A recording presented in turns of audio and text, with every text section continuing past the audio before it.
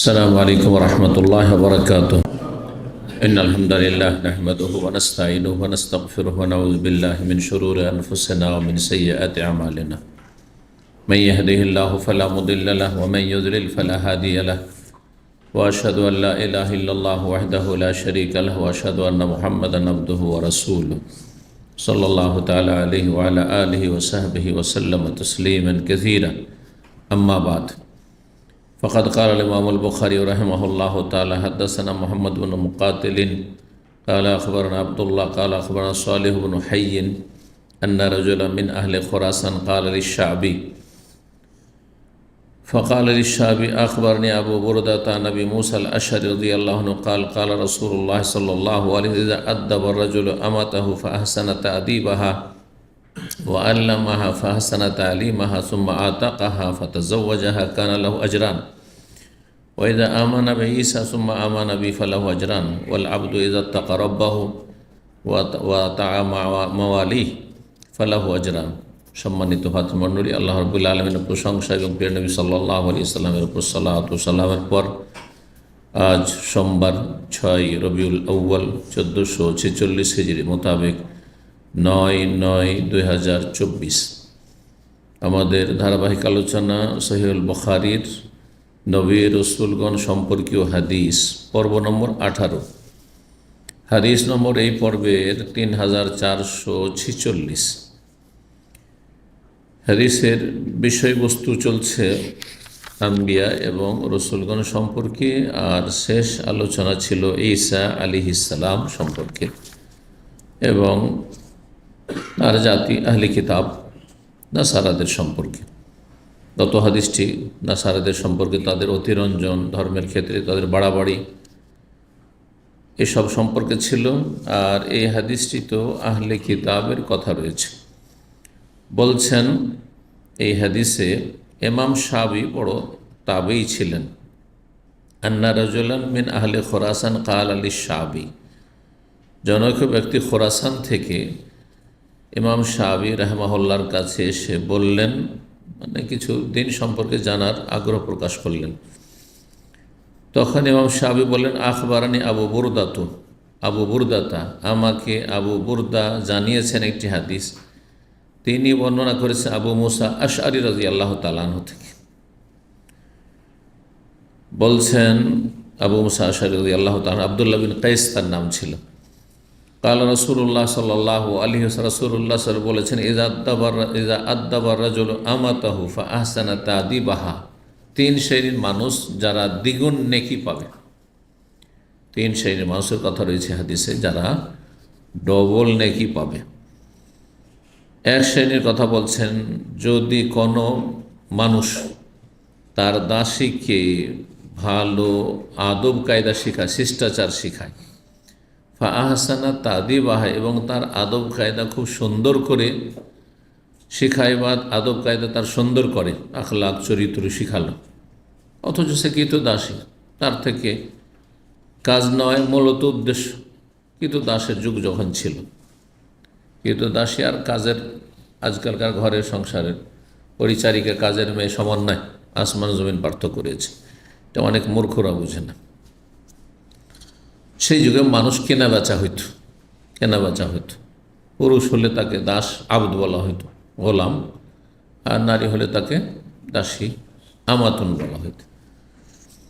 তো কারো দাসী রয়েছে, কৃত দাসী, তাকে ভালো আদব কায়দা শিখালো, ভালো ইসলামিক নিয়ম নীতিমালা আখলাক চরিত্র শিখালো। ওয়া আল্লামাহা, আর তাকে ইসলামের জ্ঞান দান করলো। ফাআহসানা তালিমাহা, তাকে সুন্দর করে ইসলামের জ্ঞান দিল, লেখাপড়ার সুযোগও দিল। সুম্মা আতাকাহা, এই কাজগুলি করলো। তার সাথে সে কি করলো, তাকে মুক্ত করে দিল, দাস মুক্ত করে দিল। সেই দাসী সে দাসত্বের জীবনযাপন করছিল, পরাধীন ছিল, ব্যক্তি মালিকানা থাকে না দাসের, তাকে স্বাধীন করে দিল। আর তারপরে সে যাবে কোথায়? একজন মহিলা বা একজন মেয়ে যদি সে স্বাধীন হয়ে যায়, তার মালিকের বাড়িতে ছিল, মালিকের ঘরে খাওয়া দাওয়া করছিল, মালিকেরই সব কাজ করছিল, তবুও তো তার একটা রুজি লেগেছিল, খাওয়া দাওয়ার ব্যবস্থা ছিল। একটা মেয়ে যখন স্বাধীন হয়ে যাবে তখন কে পুষবে ওকে? তাহলে তার জন্য এখন স্বামীর প্রয়োজন, তাই না? স্বামী এই ভরণ পোষণের দায়িত্ব নিতে পারে।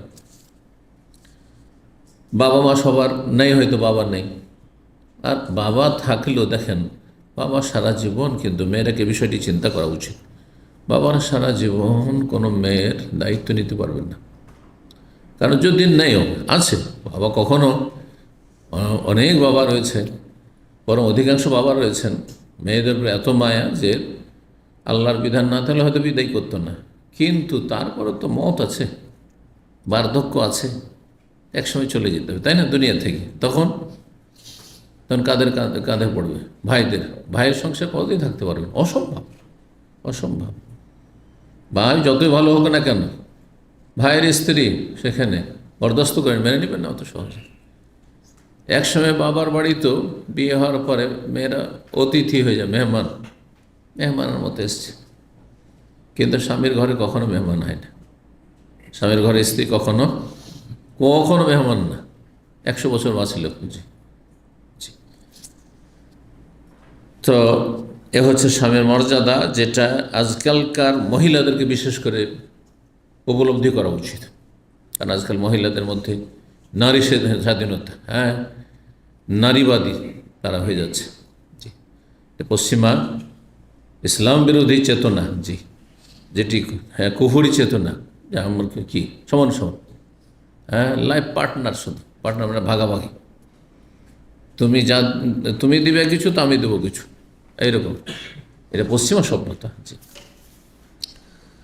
যার ফলে সব কিছুতে ঝগড়া দ্বন্দ্ব। আমার পরামর্শ নিতে হবে, ইনকাম করবে স্বামী, কি করলে টাকা পয়সা, কোথায় কি করলে হিসাব দিতে হবে না, কোনো দায়িত্ব নেই।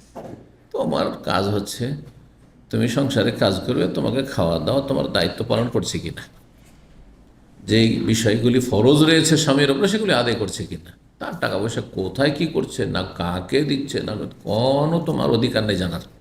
এটা হচ্ছে ইসলাম। আজকাল মহিলারা মানবে? আপনার চাইতে বেশি দখলদারি তার বসে আছে আপনার ইনকামের উপর, এই ধারণা আজকাল মহিলাদের। আল্লাহ হেদায়েত দান করুন। ব্যতিক্রম খুব অল্পই আছে। তো স্বাধীন করে দিল সে মেয়েটিকে, দাসীকে, ফাতাজ্জাওয়াজ, তারপর তাকে বিয়ে করলো। কোথায় ভালো মানুষ পাবে না পাবে, বিয়ে করে নিল সে। অথচ দাসী, সে মনিব, একশো মালিক ছিল, মালিক যদি একটা কাজের মেয়ে বিয়ে করে তো সমাজে করবে আমাদের। অথচ স্বাধীন মেয়েটি, কাজের মেয়েটি, আর ওটা তো দাসী, কি তো দাসী ছিল। কত জায়গায় ক্রয় বিক্রয় হয়েছে, কত একজন বিক্রি করছে আরেকজন কাছে, আরেকজন বিক্রি করছে আরেকজন কাছে, কত জায়গায় কত হাতে গেছে।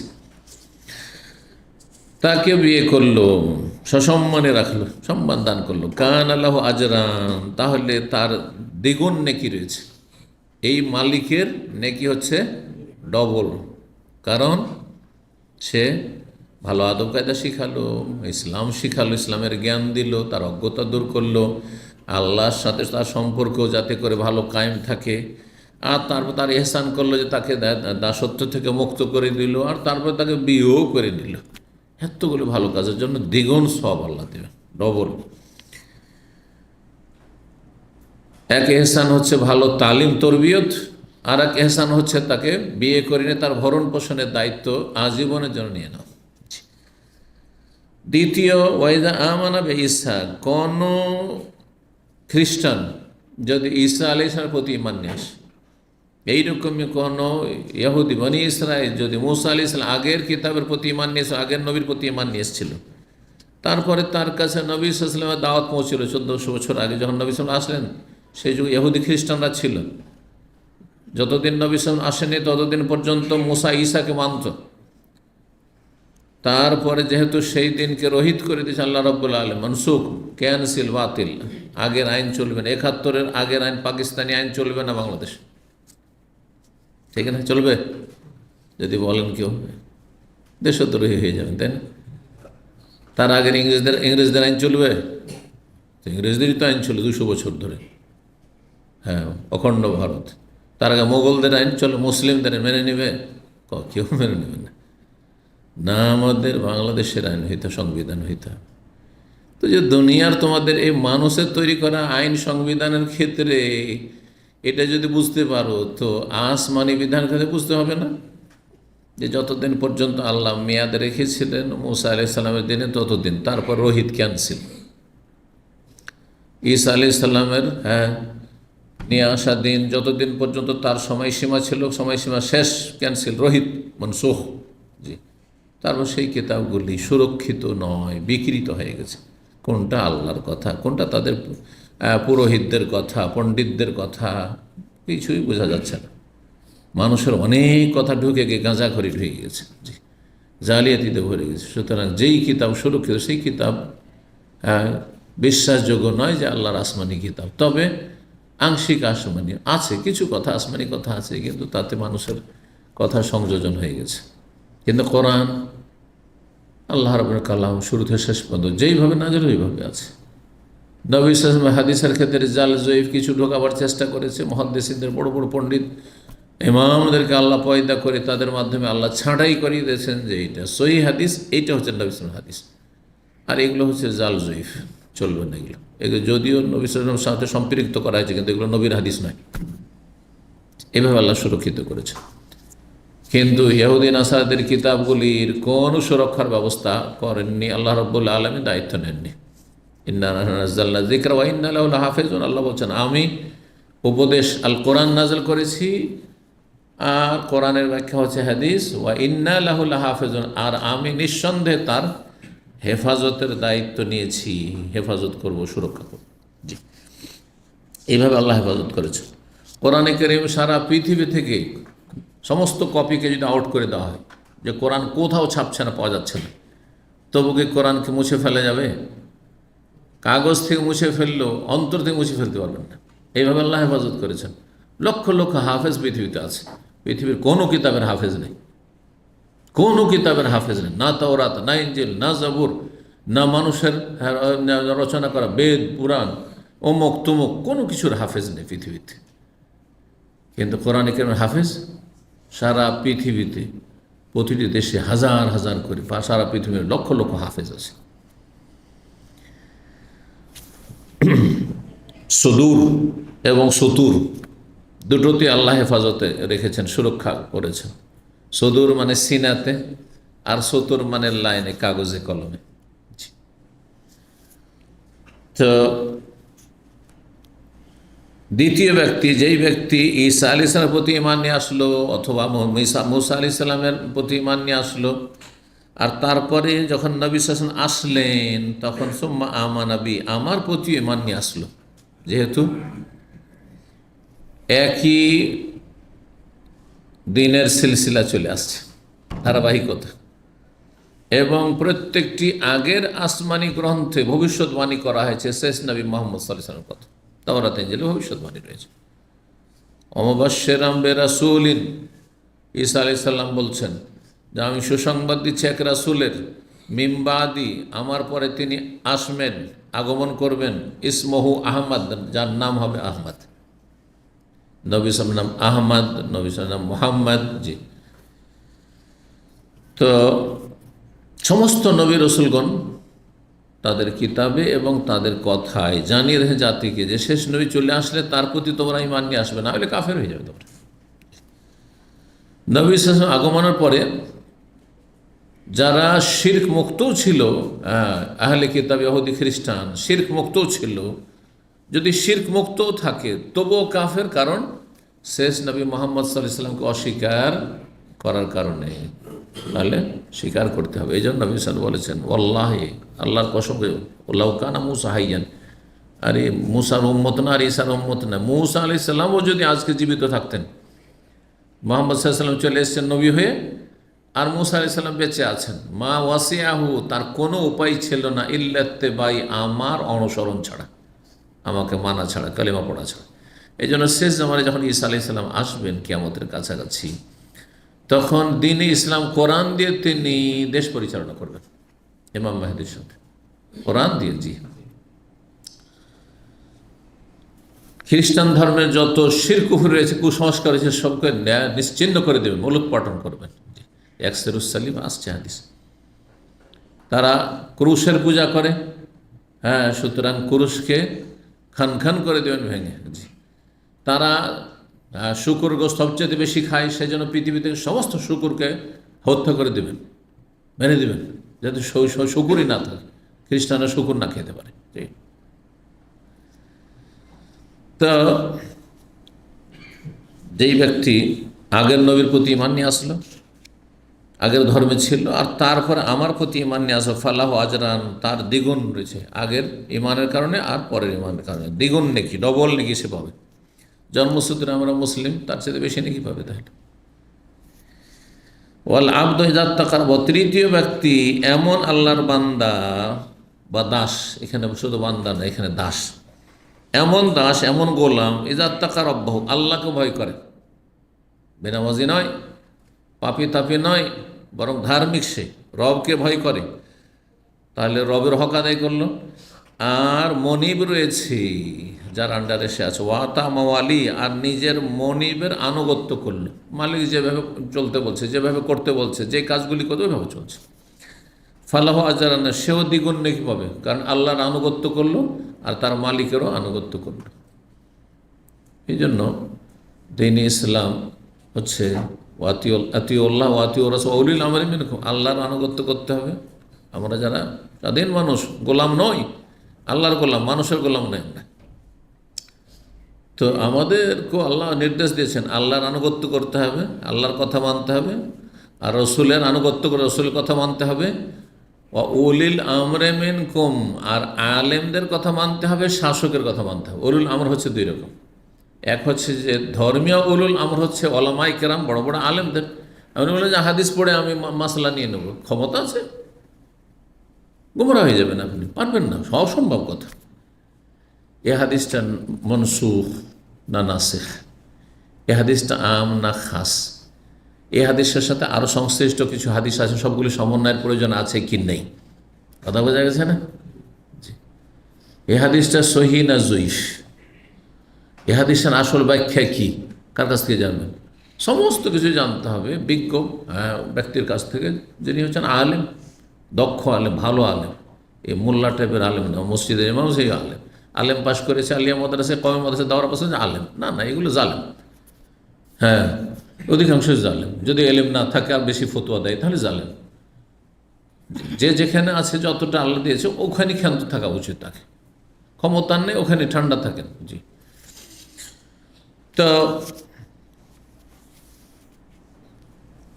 আল্লাহ রাব্বুল আলামিন তাহলে দ্বীন ইসলাম এই না যে আমি কাউকে মানি না, কিছু লোক মূর্খ এরকম আছে, আমি কাউকে মানি না, আমি সরাসরি কোরআন হাদিস মানি। কোরআন হাদিস বোঝার ক্ষমতা তো থাকতে হবে। কোরআন হাদিস তো আমিও মানি, হ্যাঁ, কিন্তু কোরআন হাদিসের বোঝাটা কার কাছ থেকে বুঝলাম, শিখলাম? কোনো ডাক্তার পৃথিবীতে আছে যে আমি ওস্তাদ ছাড়া, আমি মেডিকেলের বই পড়ে আমি ডাক্তার হয়েছি? আমি কারো ছাত্র না, আছে নাকি? অবশ্যই আলেমের শরণাপন্ন হইতে হবে দ্বীনের ক্ষেত্রে। দুনিয়ার ক্ষেত্রে দেশ বিনা শাসকে চলবে না, অচল। এক মুহূর্তের জন্য জানমাল, ইজ্জত, আবরু, বাড়ি ঘর, ধন সম্পদ নিরাপদ নাই। বহু অসৎ লোকের রয়েছে যারা অশান্তি সৃষ্টি করবে, শান্তি কেড়ে নেবে, ঘুম কেড়ে নেবে। জি, সুতরাং দেশের শাসক হইতে হবে। আর শাসক না মানলে আবার শাসক কিসে, মানি না কাউকে মানি না, তো কী করে চলবে? আইন কানুন মানতে হবে না, মানতে হবে। উলিল আমরে মিনকুম, দেশের শাসকের বৈধ কথাগুলি মানতে হবে, অবৈধ কথা মানব না। হারাম পাপের কথা বললে মোটেই মানব না, কারো কথা মানা যাবে না। আল্লাহ এবং রসুল সব কথাই ভালো বলেছেন, সব কথাই মানবো আল্লাহ এবং রসুলের। আর মানুষ আলেম সব কথাই ঠিক বলবে জরুরি নয়, সেজন্য আলেমের কথা যেটা ঠিক সেটা মানব। সরকার শাসক যতই ভালো হোক না কেন, সব ভুলের ঊর্ধ্বে নয়, এবং সবটাই যে ঠিক বলবে জরুরি নয়। হ্যাঁ, অবিচারও করতে পারে, এবং মন গড়াও হইতে পারে, মানুষের তৈরি করা আইন হইতে পারে। সুতরাং সেটা যদি ইসলামের সাথে সাংঘর্ষিক হয়, মানব না। ইসলামের সাথে সাংঘর্ষিক নয়, অসুবিধা নেই। ট্রাফিক রুল যেগুলো আছে, যে সিগন্যাল লাল দেখলে থেমে যেতে হবে, কোরআন হাদিসে কোথাও আছে নাকি? নেই তো। তার কেউ যদি কোরআন হাদিসে আমি মানবো কেনা, চলবে? পুলিশ নেই, আর এখানে ক্যামেরাও লাগানো, শুধু দিব টান, চলবে নাকি? না, চলবে না, হারাম। যে কোথায় আছে দলিল? হ্যাঁ, চলবে এগুলো কথা?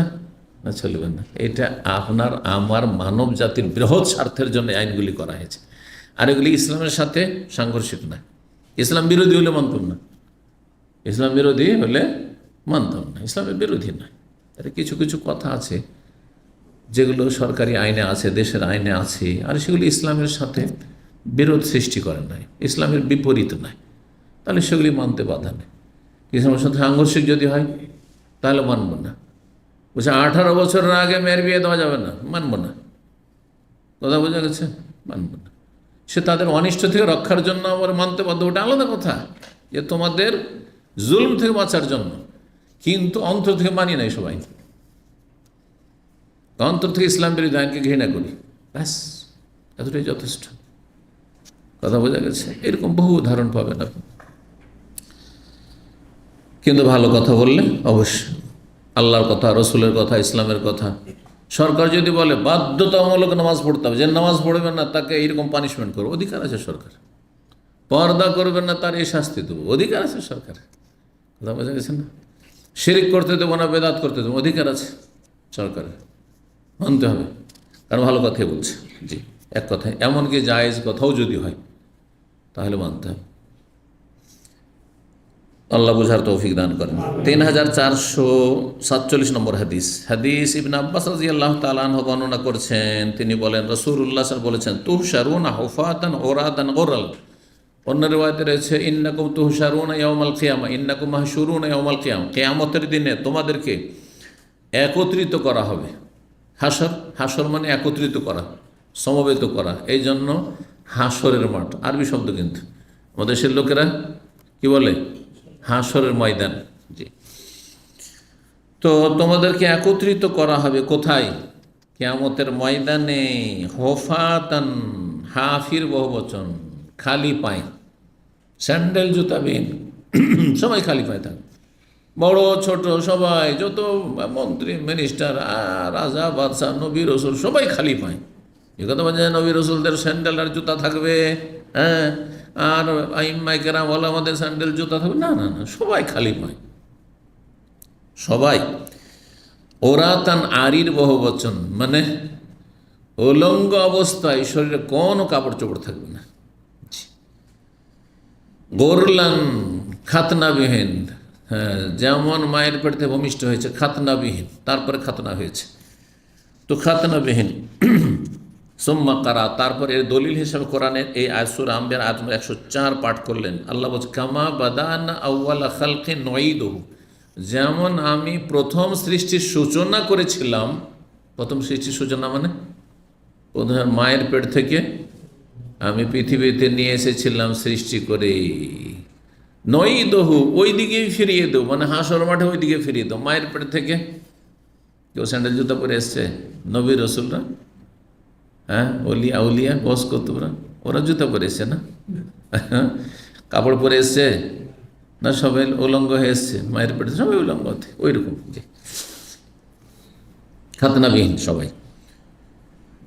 ওয়াদান আলীন, আল্লাহ বলছেন আমার পক্ষ থেকে এটি হচ্ছে ওয়াদা, প্রতিশ্রুতি, চূড়ান্ত ফায়সালা। ইন্না কুন্না ফাইলিন, নিঃসন্দেহে আমি সেটা অবশ্যই করব।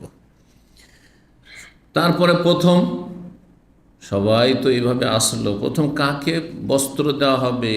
বলছেন ফাউয়ালু মান ইউকসা ইব্রাহিম, সর্বপ্রথম যাকে বস্ত্র দেওয়া হবে পরিধান করার জন্য তিনি হচ্ছেন ইব্রাহিম খলিলুল্লাহ আলাইহিস সালাতু সালাম, নবী। সুম্মা ইউখাযু বিরজা, তারপরে নবী সাল্লাল্লাহু আলাইহি ওয়াসাল্লাম। তাহলে কারণ প্রথম ইব্রাহিম, তো তার সাথে তারপরে নবী সাল্লাল্লাহু আলাইহি ওয়াসাল্লাম। জি, তারপরে বলছেন যে দেখবো হাসরের মাঠে আমার সাথী সঙ্গীদের কিছু লোককে নিয়ে যাওয়া হচ্ছে, ইউখাযু, নিয়ে যাওয়া হচ্ছে, জাতাল ইয়ামিন, ডান দিকে, আর কিছু লোককে ওয়াজাতাশ শামাল, বাম দিকে। সবাই আমার উম্মতের লোক, দেখছি যে এইসব তো আমার পরিচিত লোক অথবা আমার উম্মতের লোক, কিন্তু কিছু লোককে ডান দিকে নিয়ে যাওয়া হচ্ছে, আর কিছু লোককে ফেরেশতারা নিয়ে যাচ্ছে বাম দিকে। ফাকুল, তখন আমি বলবো এই বাম দিকে নিয়ে যাচ্ছে মানে জাহান্নামে নিয়ে যাচ্ছে, আর ডান দিকে নিয়েছে মানে জান্নাতের দিকে নিয়ে যাচ্ছে। তো ডানপন্থী আসহাবুল ইয়ামিন।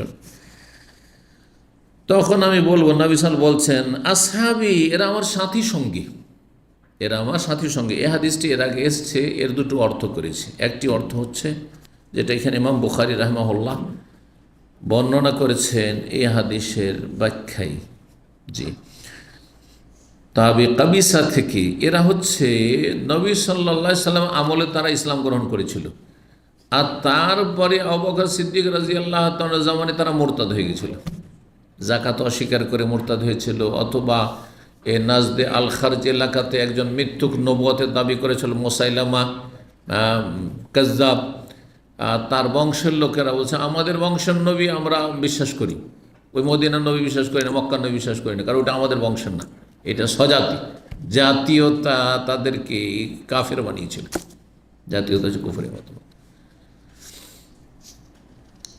ইসলামের জাতীয়তা হচ্ছে ইসলাম, জি, আমরা মুসলিম, আমরা মুসলিম, তারপর অন্য কিছুর প্রভাব যাতে ইসলামের ওপর মুসলিম জাতির ওপর না পড়ে, মুসলিম জাতি অন্য কিছু যেন বিভক্ত না করে, ভাষা বিভক্ত না করে, আঞ্চলিকতা বিভক্ত না করে, রং বর্ণ বিভক্ত না করে, যে কেউ কালো সাদা, সেই জন্য আমাদের বৈরিতা রয়েছে, না, কিছু না, এগুলো পরিচিতির জন্য, লিতাআরাফু আল্লাহ বলেছেন, পরিচয়ের জন্য, যে এরা হচ্ছে আফ্রিকান, তো এরা হচ্ছে, এটা হচ্ছে ইউরোপিয়ান, এরা আমেরিকান, তো এরা হচ্ছে আপনার এশিয়ান, হ্যাঁ এশিয়ান, তো এরা আরব, এরা নন আরব ইত্যাদি, পরিচয় শুধু, কিচ্ছু না। কিন্তু সম্মান তাকওয়াতে রয়েছে, যার অন্তরে যত আল্লাহর ভয়, যে যত বেশি আল্লাহর কাছাকাছি, সে তত বেশি আল্লাহর কাছে সম্মানিত। বেলাল হাবাশি কালো চুকচুকে মানুষ, অনেক, হ্যাঁ আরব সাহাবার চাইতে শ্রেষ্ঠ, সবার চাইতে নয়, অনেকের চাইতে, জি। তো একটি অর্থ হচ্ছে যারাকে জাহান্নামে নিয়ে যাওয়া হবে নবী সাল্লাল্লাহু আলাইহি ওয়াসাল্লামের তারা সাথী সঙ্গী, মানে নবী সাল্লাল্লাহু আলাইহি ওয়াসাল্লামকে দেখেছেন, তার মানে সাহাবী হয়েছে, কিন্তু সাহাবী হওয়ার পরে তারা আবার কি হয়েছে, ইসলাম থেকে ফিরে গেছে, ইসলাম বিমুখে মুরতাদ কাফের হয়ে গেছে, তারা জাহান্নামী, তাদেরকে জাহান্নামে নিয়ে যাওয়া হবে। নবী সাল্লাল্লাহু আলাইহি ওয়াসাল্লামের পরে যেহেতু নবী সাল্লাল্লাহু আলাইহি ওয়াসাল্লাম দুনিয়ায় ছিলেন না, ইন্তেকালের পরে যেহেতু তারা মুরতাদ হয়েছে, এই জন্য নবী সাল্লাল্লাহু আলাইহি ওয়াসাল্লামের খবর নেই, তাহলে এই হাদিস প্রমাণ করে নবী আলেমুল গায়েব নন, জানতেন না তার ইন্তেকালের পরে কি হইল না হইল, এসব কিছু জানতেন না, কথা বোঝা গেছে না? তো আবু বকর সিদ্দিক রাদিয়াল্লাহু আনহু আমলে বেশ কিছু আরব বেদুইন বংশ তারা বলল যে নবীর হাতে আমরা জাকাত তুলে দিতাম, আর কাউকে জাকাত দেব না। আল্লাহ বলেছেন কোরআনে, সংশয় খুজমিন আমওয়ালিহিম সাদাকা, সূরা তওবাতে রয়েছে, হে নবী তাদের ধন সম্পদ থেকে সাদাকা জাকাত নাও। তো নবীকে বলা হয়েছে, খলিফা কি অধিকার রাখে, না দেব না খলিফাকে, অস্বীকার করেছিল, তারা কাফের। তাহলে একটি সুস্পষ্ট ইসলামের বিধানকে অস্বীকার, সুস্পষ্ট অকাট্য দলিল দ্বারা প্রমাণিত, জাকাত অস্বীকার করলে কাফের, রোজা অস্বীকার করলে কাফের, হজ অস্বীকার করলে কাফের, ওমরা অস্বীকার করলে কাফের, কোরবানি সুন্নাত মুআক্কাদা, তবু যেহেতু সুস্পষ্ট প্রমাণিত জিনিস, অস্বীকার করলে কাফের। জি, কোনো একটা সুন্নাত অস্বীকার করলে কাফের হয় না, আবার বাড়াবাড়ি করবো, একে রফেদেন অস্বীকার করলে কাফের বলে দিয়েন না, আমিন জোরে বলাকে অস্বীকার করলে, বুকে হাত বাঁধা কাফের হয়ে যাবে না। তবে তাকে জানাইতে হবে, বিষয় সহিহ সুন্নাহ জানাইতে হবে, জানার পরে যদি না মানে বুঝেন আমাদের মজহাবে নেই সেই জন্য মানবো না, তো পথভ্রষ্ট বলতে পারেন, কিন্তু কাফের হতে হবে তার জন্য। আর যে জানেন না সে মাজুর, ও জানে না যে রফেদান সুন্নাত, জানে না যে আমি জোরে বলা সুন্নাত, জানে না যে বুকে হাত বাঁধা সুন্নাত, হ্যাঁ, তাহলে আপনি অজ্ঞ সে, আল্লাহ এগুলো ওজোর, হয়তো সুন্নতের ক্ষেত্রে ওজোর আল্লাহ কবুল করবেন, কিন্তু আকীদা, ধর্মীয় বিষয়, ধর্মীয় গুরুত্বপূর্ণ আকীদার বিষয়, ধর্মীয় বিশ্বাস, এগুলোর ক্ষেত্রে অজ্ঞতা গ্রহণযোগ্য নয়, ওইটা অবশ্যই জানতে হবে।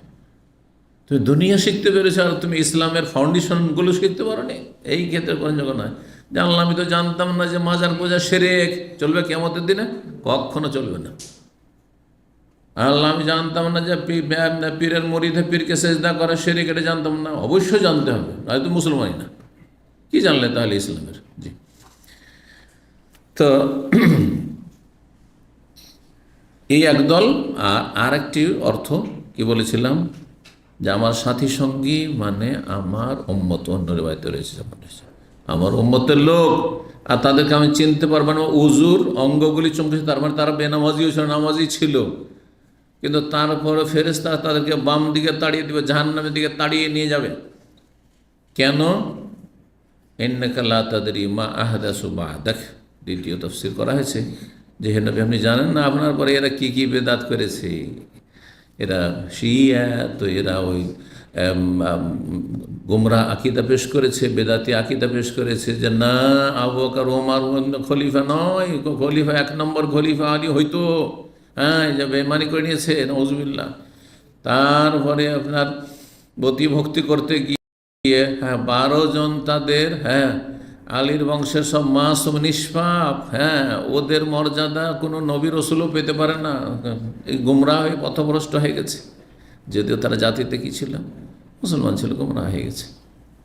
এইরকমই যারা ইসলামের নামে মিলাদ, 12 রবিউল আউয়ালে জন্মবার্ষিকী পালন করছে, মিলাদ করছে।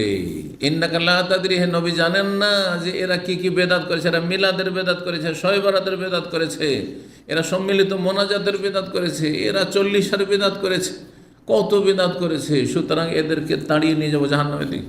ফেরেশতারা বলবে এরা বেদাতি, জাহান্নামী, এরা স্থায়ী জাহান্নামে হয়তো নয়, বড় শিরক না থাকলে, কিন্তু অস্থায়ী জাহান্নামী। তো এই বেদাতিকে উদ্দেশ্য করা হয়েছে এই হাদিসে আর একটি ব্যাখ্যায়। তো যখন নবী সাল্লাল্লাহু আলাইহি ওয়াসাল্লাম বলেন আকুল আসহাবে, আমার সাথী সঙ্গীগণ ছেড়ে দাও, আসতে দাও জান্নাতের দিকে, আমার কাছে আসতে দাও, হাউজে কসার পানি খেতে আসছে, হাউজে কসারের পানি পান করার জন্য আসছে, তখন নবী সাল্লাল্লাহু আলাইহি ওয়াসাল্লাম বলবেন ফেরেশতাদেরকে আসতে দাও।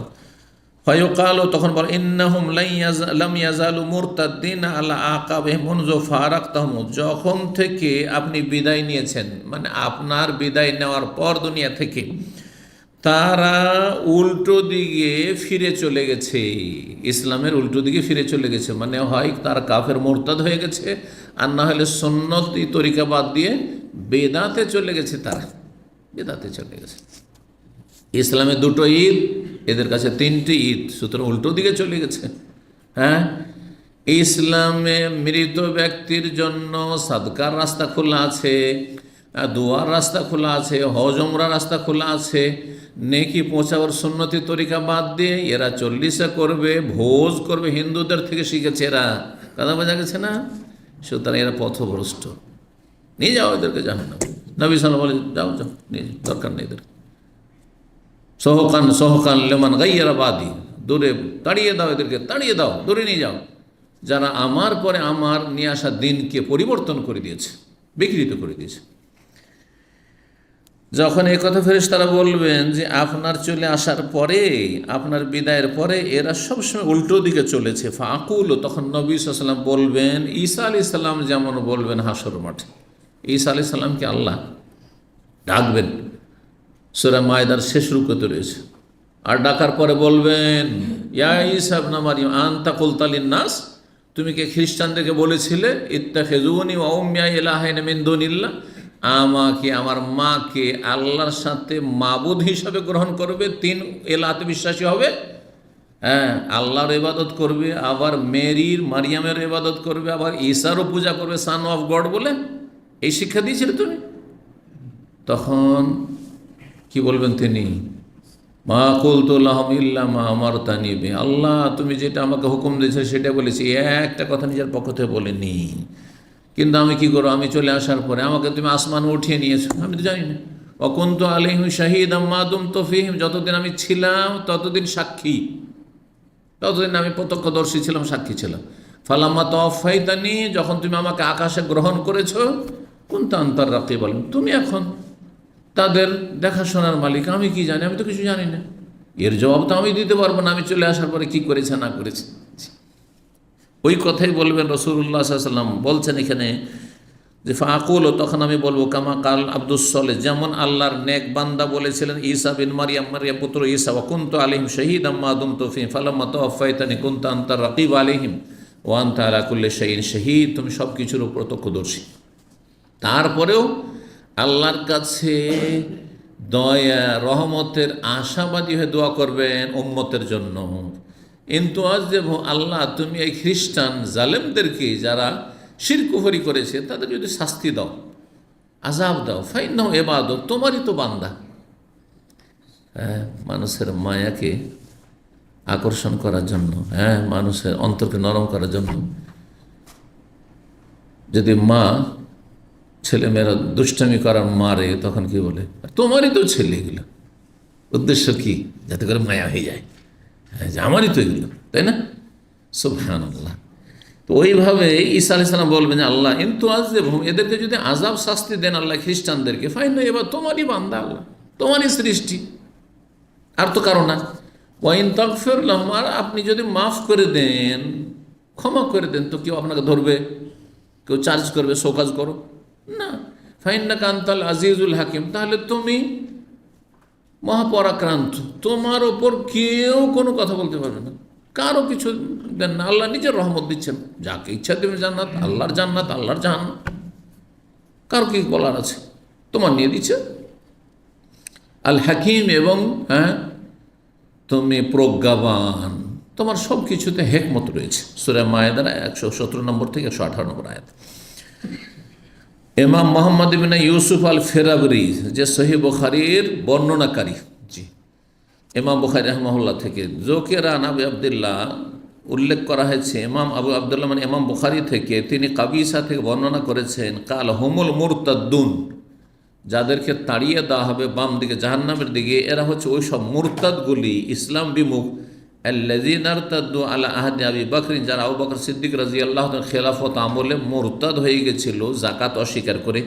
ফাকাতালাহুম আবু বকর রাদিয়াল্লাহু আনহু, সুতরাং তাদের বিরুদ্ধে যুদ্ধ করেছিলেন, জিহাদ করেছিলেন, সশস্ত্র লড়াই করেছিলেন আবু বকর সিদ্দিক রাদিয়াল্লাহু তাআলা। এইরকমই যারা মিথ্যুক, যে নবী মুসাইলিমা কাযযাবের প্রতি তার বিরুদ্ধেও জিহাদ করেছেন আবু বকর সিদ্দিক রাদিয়াল্লাহু তাআলা আনহু, সাহাবায়ে কেরামরা অনেকে শহীদ হয়েছিলেন এখানে। জি, 49 নম্বর অধ্যায়ে বাবু নজুল ঈসা বিন মারিয়াম আলাইহিস সালাম। এই অধ্যায় হচ্ছে ঈসা বিন মারিয়াম আলাইহিস সালামের অবতরণ সম্পর্কে। তো ঈসা আলাইহিস সালাম যে চতুর্থ আসমানে তাকে আল্লাহ উঠিয়ে নিয়েছেন, কোরআন কারীম দ্বারা প্রমাণিত, আল্লাহ আকাশে উঠিয়ে নিয়েছেন। তিনি মারা যাননি, তাকে কেউ খুন করতে পারেনি, এবং তাকে শুলেও চড়ানো হয়নি। খ্রিস্টানদের ধারণা কি, যে তাকে শুলে চড়ানো হয়েছে, যার ফলে তারা ওই শুলিরই পূজা শুরু করেছে। আর যেটাতে চড়িয়ে মারা হয় এটাকে আর পূজা করে কেউ, দেখে কত নির্বোধ এরা। যদি হয়ও তো সেটার পূজা করতে হবে, সেটা তো আরও দুশ্মন, যে আমাদের নবীকে দিতে মেরেছে ইহুদিরে, ঠিক না? তো আসলে মারাই হয়নি। কীভাবে মানব জাতি গুমরাহ হয় আর জাহান্নামে চলে যায়, দেখেন, চিন্তা করে। কেন এই শুলের পূজা করছে জানেন? কারণ খ্রিস্টানদের আর একটি ভ্রান্ত আকীদা, যে ঈসা আলাইহিস সালাম যে তার জীবনের কোরবানি করেছেন এই শুলে চড়ে, এর মাধ্যমে আমাদের কিয়ামত পর্যন্ত যত খ্রিস্টান পৃথিবীতে আসবে, যত পাপ করবে, সবগুলির কাফফারা হয়ে গেছে। মানে আমাদের 7 খুন মাপ, আর কোনো গুনাহ নেই আমাদের। তো এটা কিসের বদলতে হইল, কিসের ওসিলাতে? এই শুলির ওসিলাতে, ঠিক না? ধারণাটা দেখেন কোথায় যাচ্ছে। যে এই শুলে যদি না চড়তেন ঈসা আলাইহিস সালাম, তাহলে তো কিন্তু আমরা তো কাফারা পেতাম না, আমাদের সব মাফ হয়ে গেছে, অগ্রিম মাপ। তাহলে একজন খ্রিস্টানদের ধারণা যে খ্রিস্টান হলে যদি আমি সারা জীবন জেনা ব্যভিচার করি, সারা জীবন আমি খুন করি, সারা জীবন আমি যদি পাপে ডুবে থাকি, যে কোনো পাপ করি, জুয়া খেলি, চুরি করি, ডাকাতি করি, বেইমানি করি, যা পারবো তাই করি, সব কিছুর কাফারা হিসাবে ঈসা আলাইহিস সালাম নিজের জীবনটাকে কোরবানি করে দিয়েছেন, যে আমার কোরবানির মাধ্যমে আমার জাতি, আমার উম্মত মাফ। আশ্চর্য ভ্রান্ত আকীদা, উদ্ভট এক ভ্রান্ত আকীদা এই খ্রিস্টানদের, বুঝতে পারছেন? তো ঈসা ইবনে মারিয়াম আলাইহিস সালাম কিয়ামতের কাছাকাছি নেমে আসবেন আকাশ থেকে, আর তারপরে সারা পৃথিবীতে ইসলামিক রাজত্ব কায়েম হবে। ইসলামিক রাজত্ব কায়েম হবে, অল্প সময়ের জন্য সেটা থাকবে, আর তারপরে আবার পাপাচার সারা পৃথিবীতে ছেয়ে যাবে, আর তারপরে একমাত্র পাপিষ্ট গুনাহগার আর কাফের মুশরিকদের উপর কিয়ামত কায়েম হবে। যে আবার ওই এখন যেমন মুমিন মুসলিমরা সবচেয়ে দুর্বল সারা বিশ্বে, এমনকি মুসলিম সমাজে, মুসলিম গ্রামে, মুসলিম শহরে, মুসলিম দেশেও মুসলিম দুর্বল। বাস্তব সত্য কথা নয়? পাশাপাশি দেখেন কাফের কত স্বাধীন আর মুসলিম কত। এই জন্য দুনিয়াটা হচ্ছে মুসলিমের জন্য কি সেই জন্য জেল, আর দুনিয়া সেই জন্য মোমেন, মোমেনের জন্য দুনিয়াটা হচ্ছে জেলখানা। এইখানে জেলখানা সামান্য কিছু দিন, আখেরাতে আমাদের জেলখানা নেই। আর কাফেরদের জন্য এইটি হচ্ছে জান্নাত। হ্যাঁ, যেহেতু আখেরাতে স্থায়ী জেলখানা, তাদের জন্য জাহান্নাম আছে, প্রস্তুত হয়ে আছে। এই জন্য সবর করতে হবে দিনের উপর, দিনের জন্য কষ্ট করতে হবে। 3448 নম্বর হাদিস বর্ণনা করেছেন সাঈদ ইবনে মুসাইয়্যিব প্রখ্যাত তাবী, তিনি আবু হুরায়রা রাদিয়াল্লাহু তাআলা আনহু শুনেছেন, তিনি বলেন রাসূলুল্লাহ সাল্লাল্লাহু আলাইহি ওয়াসাল্লাম বলেছেন, ওয়াল্লাযী নাফসি বিয়াদিহি, আল্লাহর কসম করে বলছি যার হাতে আমার প্রাণ রয়েছে, কসম করে বলছেন নবী সাল্লাল্লাহু আলাইহি ওয়াসাল্লাম, লা ইউশিকান, খুব নিকটবর্তী উপক্রম হয়েছে, কি কিসের, আইয়ানজালা ফিকুম ইবনু মারিয়াম, মারিয়াম পুত্র ঈসা আলাইহিস সালাম তোমাদের মাঝে অবতরণ করবেন, আকাশ থেকে নেমে আসবেন। সময়টা খুব ঘনিয়ে এসছে, 1400 বছর আগে বলেছেন, তারপরে 1400 বছর চলে গেছে। তাই নবী সাল্লাল্লাহু আলাইহি ওয়াসাল্লাম বলেছেন খুব তাড়াতাড়ি চলে আসবেন, শীঘ্রই চলে আসবেন, তাতে 1400 বছর পার। তো এখন কি বলা যাবে 10-20 বছরের মধ্যে, হ্যাঁ 25 বছরের মধ্যে, না কিছুই বলা যাবে না। হইতে পারে সেটা 50 বছর হইতে পারে, আবার 100 হইতে পারে, তার বেশিও হইতে পারে, আবার কমও হইতে পারে। হ্যাঁ, পথভ্রষ্ট হবেন না ওই সব বক্তা, গুমরা বক্তাদের মধ্যে যে 2019 ইমাম মেহেদী চলে আসবে, গিয়েছে 19 চলে গেছে কিন্তু পারে, তারপরে যে 2021 চলে আসবে, ইমাম মেহেদী চলে এসছে, কোন এক দেশের জেলখানায় আছে, এসব কথা শুনেছেন না? এগুলো ভণ্ডদের মতো কথাবার্তা না। যদি একজন আলেম হয়তো তার জন্য একেবারে সাজে নেই কথা, বেমানান, নিঃসন্দেহে সে আলেমের পরিচয় দেয়নি। জি, এখন মানুষ তাকে নিয়ে হাসাহাসি করছে, হাসির পাত্র, মূর্খামি এগুলো। ভবিষ্যৎবাণী এভাবে করতে নেই, যেমন নবী সাল্লাল্লাহু আলাইহি ওয়াসাল্লাম ভবিষ্যৎবাণী করেছে, খুব শীঘ্রই দাজ্জাল আসবে, খুব শীঘ্রই ঈসা আলাইহিস সালাম আসবেন। কিন্তু শীঘ্র কতদিন শীঘ্র আল্লাহু আলাম। আল্লাহ কিয়ামত সম্পর্কে বলছেন কোরআনে কারীমে, লা আল্লাহ সাআতা কুনু কারীবা ইকতারাবাতিস সাআত, কিয়ামত কাছে এসছে, ঘনিয়ে এসছে, 1400 বছর চলে গেছে। বলছে আল্লাহ বলছেন ঘনিয়ে এসছে আর 1400 বছর পার, তাহলে আল্লাহর কথা মিথ্যে নাকি? যেটা আগামী দিনে আসবে সেটাই কাছে, আগামী দিনে যেটা আসবে সেটা কাছে, এটা মনে রাখেন। আর যেটা অতীতে চলে গেছে সেটা হাতের নাগালে নেই, আর ফিরে আসবে না। নিয়ে আসতে পারবেন অতীতের দিনগুলি? যৌবনকাল ফিরে আসবে? হ্যাঁ, কোনো দায়িত্ব ছিল না, মাথার বোঝা ছিল না, আর আমি বাপের হোটেলে খাওয়া দাওয়া করেছি, না হয় মামার বাড়ি নানা নানির বাড়ি খেয়েছি আমোদ ফুর্তি করে, কোনো চিন্তা ছিল না, খেতে দেখো খাওয়া দাওয়া ঘুমা, কোনো চিন্তা ছিল? যুগ ফিরে আসবে? হ্যাঁ, না, কখনো ফিরে আসবে না। তো যেটা অতীত সেটা দূরে, আর যেটা আগামী দিনে সেগুলি সবগুলি কাছে। সেটা যতই সময় লাগুক না কেন, এই অর্থে কোরআনে বলা হয়েছে কিয়ামত খুব কাছে। তারপরে মানব জাতির আগের ইতিহাসের তুলনায় কাছে। এখন আদম আলাইহিস সালাম থেকে এইদিকে যদি যান, যে আদম আলাইহিস সালামের জামানা, হ্যাঁ কতদিন? যদি 10,000 বছর বলি তাও ভুল হবে না, কথা বলছেন না? এইদিকে যদি 10,000 বছর হয়, তাহলে এইদিকে 1400 হয়েছে, তো এমন বেশি হয়নি তুলনামূলক। তাহলে কিয়ামত কাছে, কিয়ামত আমাদের কাছে, অন্য মতের তুলনায় কিয়ামত আমাদের কাছে। তো বলছেন যে ইবনে মারিয়াম, মারিয়াম পুত্র ঈসা আলাইহিস সালাম নেমে আসবেন, হাকামান আদলান, শাসক হয়ে আসবেন। কারণ তিনি শাসক হবেন, সারা পৃথিবীর শাসক হবেন, এই ছোট ছোট দেশের শাসক নয়। আর আদলান, ন্যায় পরায়ণ বিচারক হবেন, ন্যায় পরায়ণ বিচারক হন, কোনো জুলম অত্যাচার থাকবেন, অবিচার থাকবেন, কেউ কারো একটা পয়সার হক মারতে পারবে না সেই যুগে। ফায়াকসেরুস সালিব, সুতরাং তিনি ক্রুশ টুকরো টুকরো করে ভেঙে ফেলবেন। যে ক্রুশের পূজা করছে খ্রিস্টানরা, দেখছেন না রেড ক্রসে, দেখছেন না আপনার হসপিটালের গাড়িগুলোতে, হ্যাঁ অমুসলিম দেশে বা ইন্টারন্যাশনাল এতে, মুসলিম দেশগুলিতে রেড ক্রসের জায়গায় কি রেখেছে? রেড ক্রিসেন্ট, মানে চাঁদ তারা, হ্যাঁ এই না চাঁদ। ওয়াকুল খিনজির, এবং শুকুর হত্যা করবেন, কোনো শুরকে রাখবেন না। কেন? শুর থাকলে খ্রিস্টানরা খাবে, কারণ এই শুকুরের গোস্ত খাওয়া ছাড়া বাঁচতে পারবেন এরা। এই জন্য কোনো শুকুরকে পৃথিবীতে রাখবেন না। ঈসা আলাইহিস সালাম নির্দেশ দেবেন যে যত যেখানে শুকুর পাও মারো। জি, এটা সরকারি নির্দেশ তার। ওয়াদাউল জিজিয়াতা, এবং জিজিয়া, দেখেন ইসলাম বাধ্য করে না ইসলাম গ্রহণ করার জন্য অমুসলিমকে, কিন্তু কিছু স্টেপ আছে। এক হচ্ছে হ্যাঁ, যে ইসলাম গ্রহণ করো, আসলেম তাসলাম, ইসলাম গ্রহণ করো, দুনিয়া আখেরাতে সুখে শান্তিতে থাকবে, জাহান্নামের আগুন থেকে নিরাপদ থাকবে। এটা হচ্ছে আসলেম তাসলাম, ইসলাম নিয়ে আসো। যদি ইসলাম কবুল না করো তাহলে কি? হ্যাঁ, জিজিয়া দিয়ে বশত্ব স্বীকার করো, যে আনুগত্য প্রকাশ করছি দেশ মুসলিমদের হাতে, হ্যাঁ খেলাফত, সুতরাং মুসলিম শাসকের আনুগত্য প্রকাশ করছি। অল্প কিছু বাৎসরিক একটা ফিস আছে, যে ফিসটা দিতে হবে, যেটা নাম হচ্ছে জিজিয়া। মুসলিমরা শতকরা 2.5%, 100 টাকা থাকলে 2.5 টাকা জাকাত দিচ্ছে, দিচ্ছে না অফরজ। কাফেরদের কোটি কোটি কোটি টাকা যদি মিলিয়ন আর বিলিয়ন যদি থাকে, তাহলে কিছু জাকাত দেবে না? সরকার জাকাত চাইতে পারবে? মুসলিম সরকার চাইতে পারবে না, তাহলে তাদের জাকাত দিচ্ছে না। জাকাত চাইতে অনেক কম, সামান্য একটা পরিমাণ তাদের কাছ থেকে চাওয়া হয়েছে। মুসলিম দেশে বসবাস করলে আনুগত্য প্রকাশ করার জন্য কি দিতে হবে? জিজিয়া দিতে হবে, যাতে করে এটার প্রমাণ হয় যে তুমি দেশের কি করো, আনুগত্য করো আইনের। জি। আর বিদ্রোহ ঘোষণা করবে না। আচ্ছা, যদি সেটাও অস্বীকার করে, যে সামান্য জিজিয়া সেটাও দেবো না আর ইসলামও কবুল করবো না, তখন জেহাদ।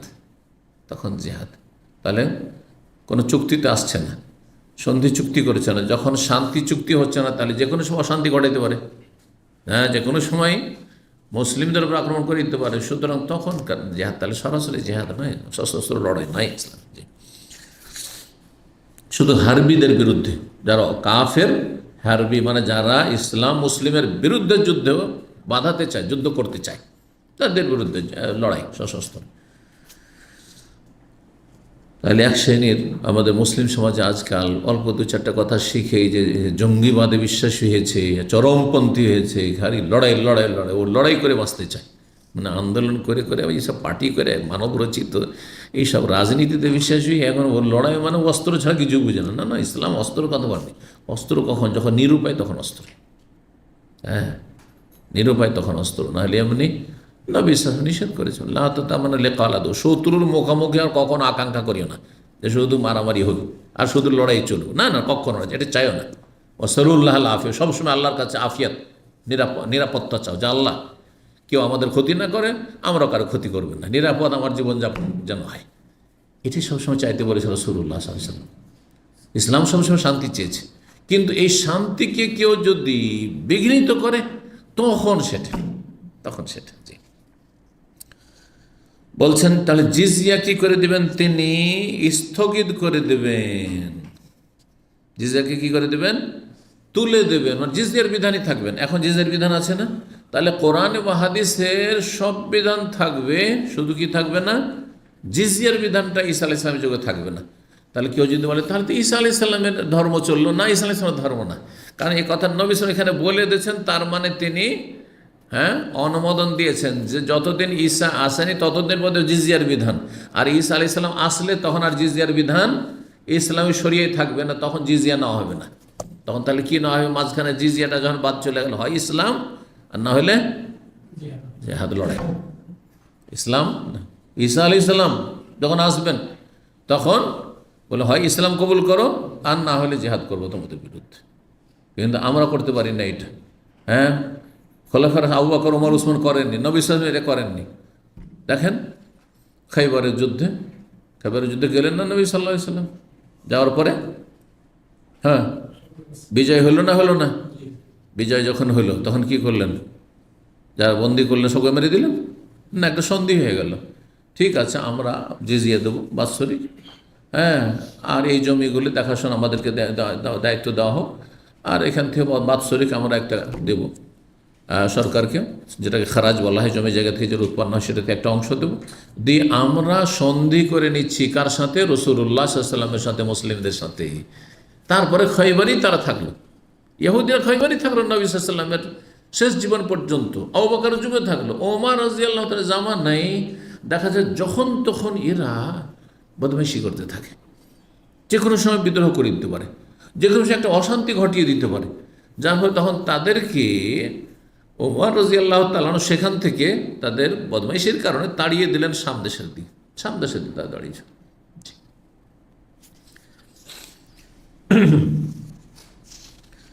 বলছেন যে জিজিয়া কি করে দেবেন? তুলে দেবেন, জিজিয়ার বিধান থাকবে না। ওয়াইয়াফিজুল মাল, ফাজা ইয়াফিজু, বন্যাকে ফায়জান বলা হয়। ফায়জান মানে বন্যা। বন্যা কি? পানি উপচে পড়ে তখন না বন্যা হয়। তাহলে ইয়াফিজুল মাল মানে ধন সম্পদ উপচে পড়বে, কোথায় রাখবেন জায়গা পাবেন না। এত পয়সা হয়েছে যে কোথায় রাখবেন আজকাল অল্প কিছু, হ্যাঁ, লাখ লাখ মানুষের মধ্যে বা কোটি মানুষের মধ্যে কিছু আছে, পয়সা কোথায় রাখবে দিশেহারা। এত দুর্নীতি করেছে আর এত বেইমানি আত্মসাৎ করেছে আর এত সরকারি সম্পদ লুটেছে যে দেশে রাখতে পারছেন না, তখন বিদেশে কাফের দেশে রাখছে। হ্যাঁ, রাখছে না, কোথায় যে পাচার করবে টাকা পয়সা। এখন বুঝতে পারছেন যে কিভাবে টাকা পয়সা তারা বেইমানি আত্মসাৎ করে জাতির সম্পদকে এরা লুণ্ঠন করেছে, অসৎ লোকের। কিন্তু ঈসা আলাইহিস সালামের জামানায় সবার কাছে আমি আপনি সবাই যে ওই জামানা যারা পাবে, আমির গরিব সবার কাছে টাকা পয়সা উপচে পড়বে, পয়সা সোনা দানার অভাব নেই। আরে রাখবি কোথায়? দিশা উপচে পড়বে, বয়ে পড়বে। জি, বয়ে যাচ্ছে, টাকা পয়সা বয়ে যাচ্ছে। হাত্তা লা ইয়াকবালু আহাদুন, যাকাত দিতে যাবে তো কেউ নিতে চাইবে না, সাদকা করলে কেউ নিতে চাইবে না। জাকাত নিয়ে বেরোবে তালাশ করার জন্য, ফকির তালাশ করার, গ্রামে গ্রামে ঘুরছে, জাকাত দেবো, পয়সাওয়ালা দিনদার মানুষ, পরেশগার মানুষ বলছে আজকে লাগবে না, গতকালকে দিলে নিতাম, গতকাল একটু অভাব ছিল, আজকে আমার দরকার নেই, আমার কাছে টাকা পয়সার অভাব নেই। সুবহানাল্লাহ। জি, সেই সময় সবচেয়ে মূল্যবান বস্তু, তাহলে টাকা পয়সার কোনো মূল্য নেই, কারণ সবার কাছে টাকা, তো কি মূল্য আছে? ঠিক না? তাহলে কিসের মূল্য? একটি সেজদার মূল্য সারা দুনিয়া এবং দুনিয়া যত ধন সম্পদ সব কিছু চাইতে বেশি। কারণ কিয়ামত কাছে আসছে, পশ্চিম দিকে সূর্য উঠতে যাচ্ছে, আমল তাড়াতাড়ি করবেন করেন, আর আমলের সুযোগ নেই। সেই জন্য একটি সেজদা অত্যন্ত মূল্যবান তখন হবে। ফিতনার যুগে যখন আর বেশি সময় নেই, তখন কি জানি কখন কি হয় না, কখন যে কী পরিস্থিতি হয়, তখন সেজদার অত্যন্ত মূল্য আছে। এই প্রতিকূল অবস্থা, বর্তমান যুগের কথা চিন্তা করেন আপনি, এই যুগে সব জায়গায় প্রতিকূল অবস্থা, বেনামাজি আর বেনামাজি, বেদিন আর বেদিন, পাপি আর পাপি, চারিদিকে পাপ হচ্ছে। যেখানে যেন রোগ খুঁজতে আপনি নামাজি সাথী সঙ্গী পাওয়া মুশকিল, এর মাঝখানে নামাজ পড়া, একটা সেজদা করা যেমন তোর কথা নয়, এটা সবচেয়ে মূল্যবান, সবচেয়ে মূল্যবান। আর তখন তো কিয়ামত কাছে এসছে, কারণ ঈসা আলাইহিস সালামের জামানা শেষ হইলে আবার সারা পৃথিবীতে অশান্তি শুরু হবে, আর দ্রুত এই কিছুদিন মধ্যে কিয়ামত কায়েম হয়ে যাবে। জি, কয়েক বছরের ভিতরেই হয়তো। তো বলছেন হাত্তা তাকুনা সাজদাতুল ওয়াহিদাতু খায়রুম মিনাদ দুনিয়া ওয়া ফিহা, সেই সময় একটি সেজদা দুনিয়া, পৃথিবী এবং পৃথিবীতে যা কিছু রয়েছে সব কিছুর চাইতে মূল্যবান হয়ে যাবে। সুম্মা ইয়াকুল, আবার তারপর আবু হুরায়রা বলছেন ওয়াকরাউ ইন শাইতুম, এই ঘটনার দলিল হিসাবে যে ঈসা আলাইহিস সালাম আসবেন আর আসার পরে সবাই তার আনুগত্য করবে, এই বিষয়টি যদি পড়তে চাও কোরআনে কারীমে সূরা নিসার আয়াত 159 আয়াতে রয়েছে। আল্লাহ বলছেন ওয়া মিন আহলিল কিতাবি ইল্লা লা ইউমিনান্না বিহি ক্বাবলা মাউতিহি ওয়া ইয়াউমাল কিয়ামাতি ইয়াকুনু আলাইহিম শাহীদা। ওয়া মিন আহলিল কিতাব, আহলি কিতাব ইহুদি খ্রিস্টানদের এমন কোনো ব্যক্তি নেই, এমন কোনো ব্যক্তি থাকবে না, ইল্লা লা ইউমিনান্না বিহি, সবাই ইহুদি খ্রিস্টান সবাই ঈমান নিয়ে আসবে ওই সময় ঈসা আলাইহিস সালামের ওপর, ক্বাবলা মাউতি, ঈসা আলাইহিস সালামের মৃত্যুর আগে। ঈসা আলাইহিস সালাম কিন্তু মারা যাননি, মৃত্যুর আগে, তার মানে যখন দ্বিতীয়বার আসবেন ঈসা আলাইহিস সালাম, একবার তো এসে চলে গেছেন আকাশে, তাই না? দ্বিতীয়বার যখন আসবেন তার ইন্তেকালের আগে সারা পৃথিবীর সমস্ত ইহুদি খ্রিস্টান আহলি কিতাব তার প্রতি ঈমান নিয়ে আসবে। আর তার প্রতি ঈমানের একটা অংশ হচ্ছে যে শুকুরের গোস্ত হারাম, আর ক্রুশের পূজা করা, শুলির পূজা করা চলবে না, নিশ্চিহ্ন, শুলিকে ভেঙে চুরমার করে দেওয়া হয়েছে, নিশ্চিহ্ন করে দেওয়া হয়েছে। সুতরাং এই শুলির পূজার ধর্ম খ্রিস্টানদের বাতিল ধর্ম, এই বাতিল ধর্ম বাতিল বলে ঘোষিত হবে। তাহলে ঈসা আলাইহিস সালামের প্রতি ঈমান নিয়ে আসা মানেই তিনি যেহেতু মুহাম্মদ রাসূলুল্লাহ নিয়ে আসা দিনের ওপর থাকবেন এবং ফয়সালা করবেন, সুতরাং সবাই সারা পৃথিবীতে কী হয়ে যাবে? মুমিন মুসলিম হয়ে যাবে।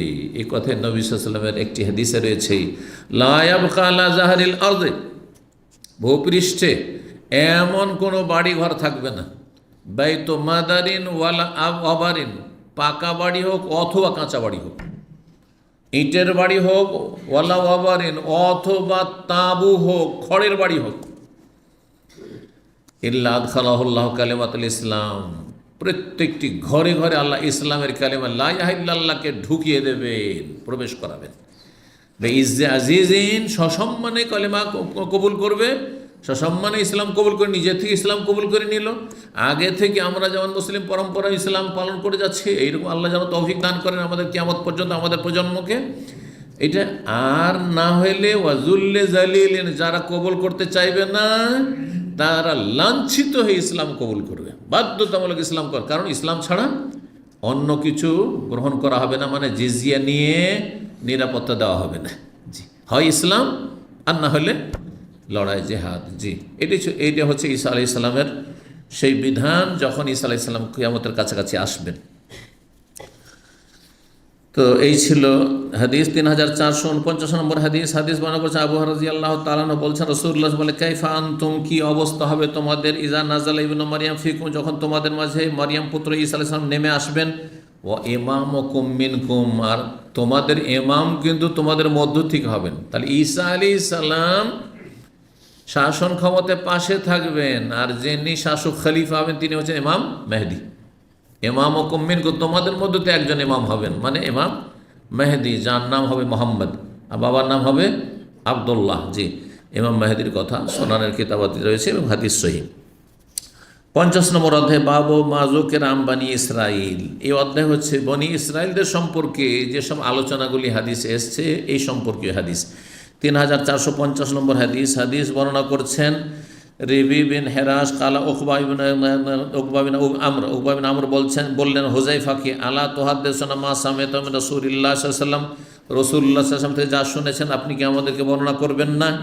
কিছু হাদিস বয়ান করেন যা শুনেছেন আপনি নবী সাল্লাল্লাহু আলাইহি ওয়াসাল্লাম থেকে। কালা, তখন তিনি বলেন, উকবা বিন আমর বলেন, ইন্নী সামি'তুহু ইয়াকুল, আমি নবী সাল্লাল্লাহু আলাইহি ওয়াসাল্লাম বলতে শুনেছি, ইন্না মা'আদ দাজ্জালে, দাজ্জাল আসবে এক সময়, আর দাজ্জালের সাথে কি থাকবে? পানিও থাকবে আর আগুনও থাকবে, আগুন পানি দুটোই থাকবে। এজা খারাজা, যখন দাজ্জাল বেরিয়ে আসবে, মা আন ওয়া নারান, তার সাথে পানিও থাকবে আগুনও থাকবে। ফাআম্মাল্লাতী ইয়ারান নাসু আন্নাহান নার, মানুষরা যেটাকে আগুন হিসাবে দেখবে, ফামাউন বারে, সেটা হচ্ছে শীতল পানি, ঠান্ডা পানি। অর্থাৎ আগুনে যদি ঝাঁপ দেন তাহলে ঠান্ডা পানি, আপনি জান্নাত পেয়ে গেলেন। যে দাজ্জালকে আল্লাহ বলে মানবে না, তাকে আগুনে ফেলবে, আগুনে ঝাঁপ দেন আপনি, কিন্তু আপনি ইমান হারায়েন না, কালেমা হারায়েন, ইসলাম হারায়েন না, দাজ্জালকে আল্লাহ বলবেন না। ও আম্মাল্লাযী ইয়ারান নাস আন্নাহু মাউন, আর মানুষরা যেটাকে ঠান্ডা পানি, মাউন বারিদ, ঠান্ডা পানি হিসাবে দেখবে, দেখতে পাচ্ছে যে ঠান্ডা পানি, শীতল পানি, সুপেয় পানি, খুব সুস্বাদু পানি। ফান্নারুন, সেটা প্রকৃত আগুন, সেটা প্রকৃত আগুন। তোহরেকো, যেটা কি করে দেবে মানুষ, হ্যাঁ দহনকারী, তোহরেকো দহনকারী আগুন, যে আগুনে জ্বালিয়ে দেবে। ফামান আদরাকা মিনকুম, তোমাদের মধ্যে কেউ যদি দাজ্জালকে পেয়ে যায়, আল্লাহ না করে আমরা পাই, আল্লাহ যেন হেফাজত করেন, কারণ ঈমান রক্ষা করা বড়ই মুশকিল হয়ে যাবে। ফালিয়াকা ফিল্লাযী ইয়ারা আন্নাহা নারুন, তাহলে দাজ্জাল যদি ঝাঁপ দিতে বলে, তাহলে যেটাকে আগুন দেখছো সেটাতে ঝাঁপ দিও। ফাইন্নাহু আযবুন বারিদুন, সেটাই সুস্বাদু, সুপেয়, ঠান্ডা, শীতল পানি হবে, শীতল পানিতে যাবে। কিন্তু যেটাকে তুমি পানি দেখছো আর সেটাতে যদি ঝাঁপ দাও আর দাজ্জালকে মেনে নাও, তাহলে জাহান্নামে চলে যাবে, আগুনে জ্বলবে। 3451 নম্বর হাদিস বলছেন, হুযায়ফা সামি'তু ইয়াকুল, আমি বলতে শুনেছেন নবী সাল্লাল্লাহু আলাইহি ওয়াসাল্লামকে, ইন্না রাজুলান কানা ফি মান কানা ক্বাবলাকুম, একজন ব্যক্তি তোমাদের পূর্বের উম্মতের ছিল, আতাহুল মালাকু, তার কাছে ফেরেশতা আসলো, লিয়াকবিযা রূহাহু, তার রূহ কবজ করার জন্য, আত্মা গ্রহণ করার জন্য আসলো। ফাকিলা লাহু, তখন তাকে বলা হলো, হাল আমিলতা মিন খাইরিন, ওই মানুষের রূপ ধরে এসে বলছে, তুমি জীবনে কোনো ভালো কাজ করেছো?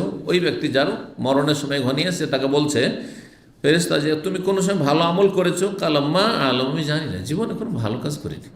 খুব পাপী লোক ছিল, জীবনে ভালো কাজ করিনি, জানা নেই। কিল আল্লাহ অনুজোর, তখন তাকে বলা হইল, মানে ফেরেশতা বলছেন, অনুজোর একটু চিন্তা করে দেখো। আরে সারা জীবনে একটু চিন্তা করে দেখো, জীবনে কোনো ভালো কাজ করেছো কি করনি? আল্লাহর হকের ক্ষেত্রে, মানুষের ক্ষেত্রে কোনো উপকার করেছো, কিছু করেছো?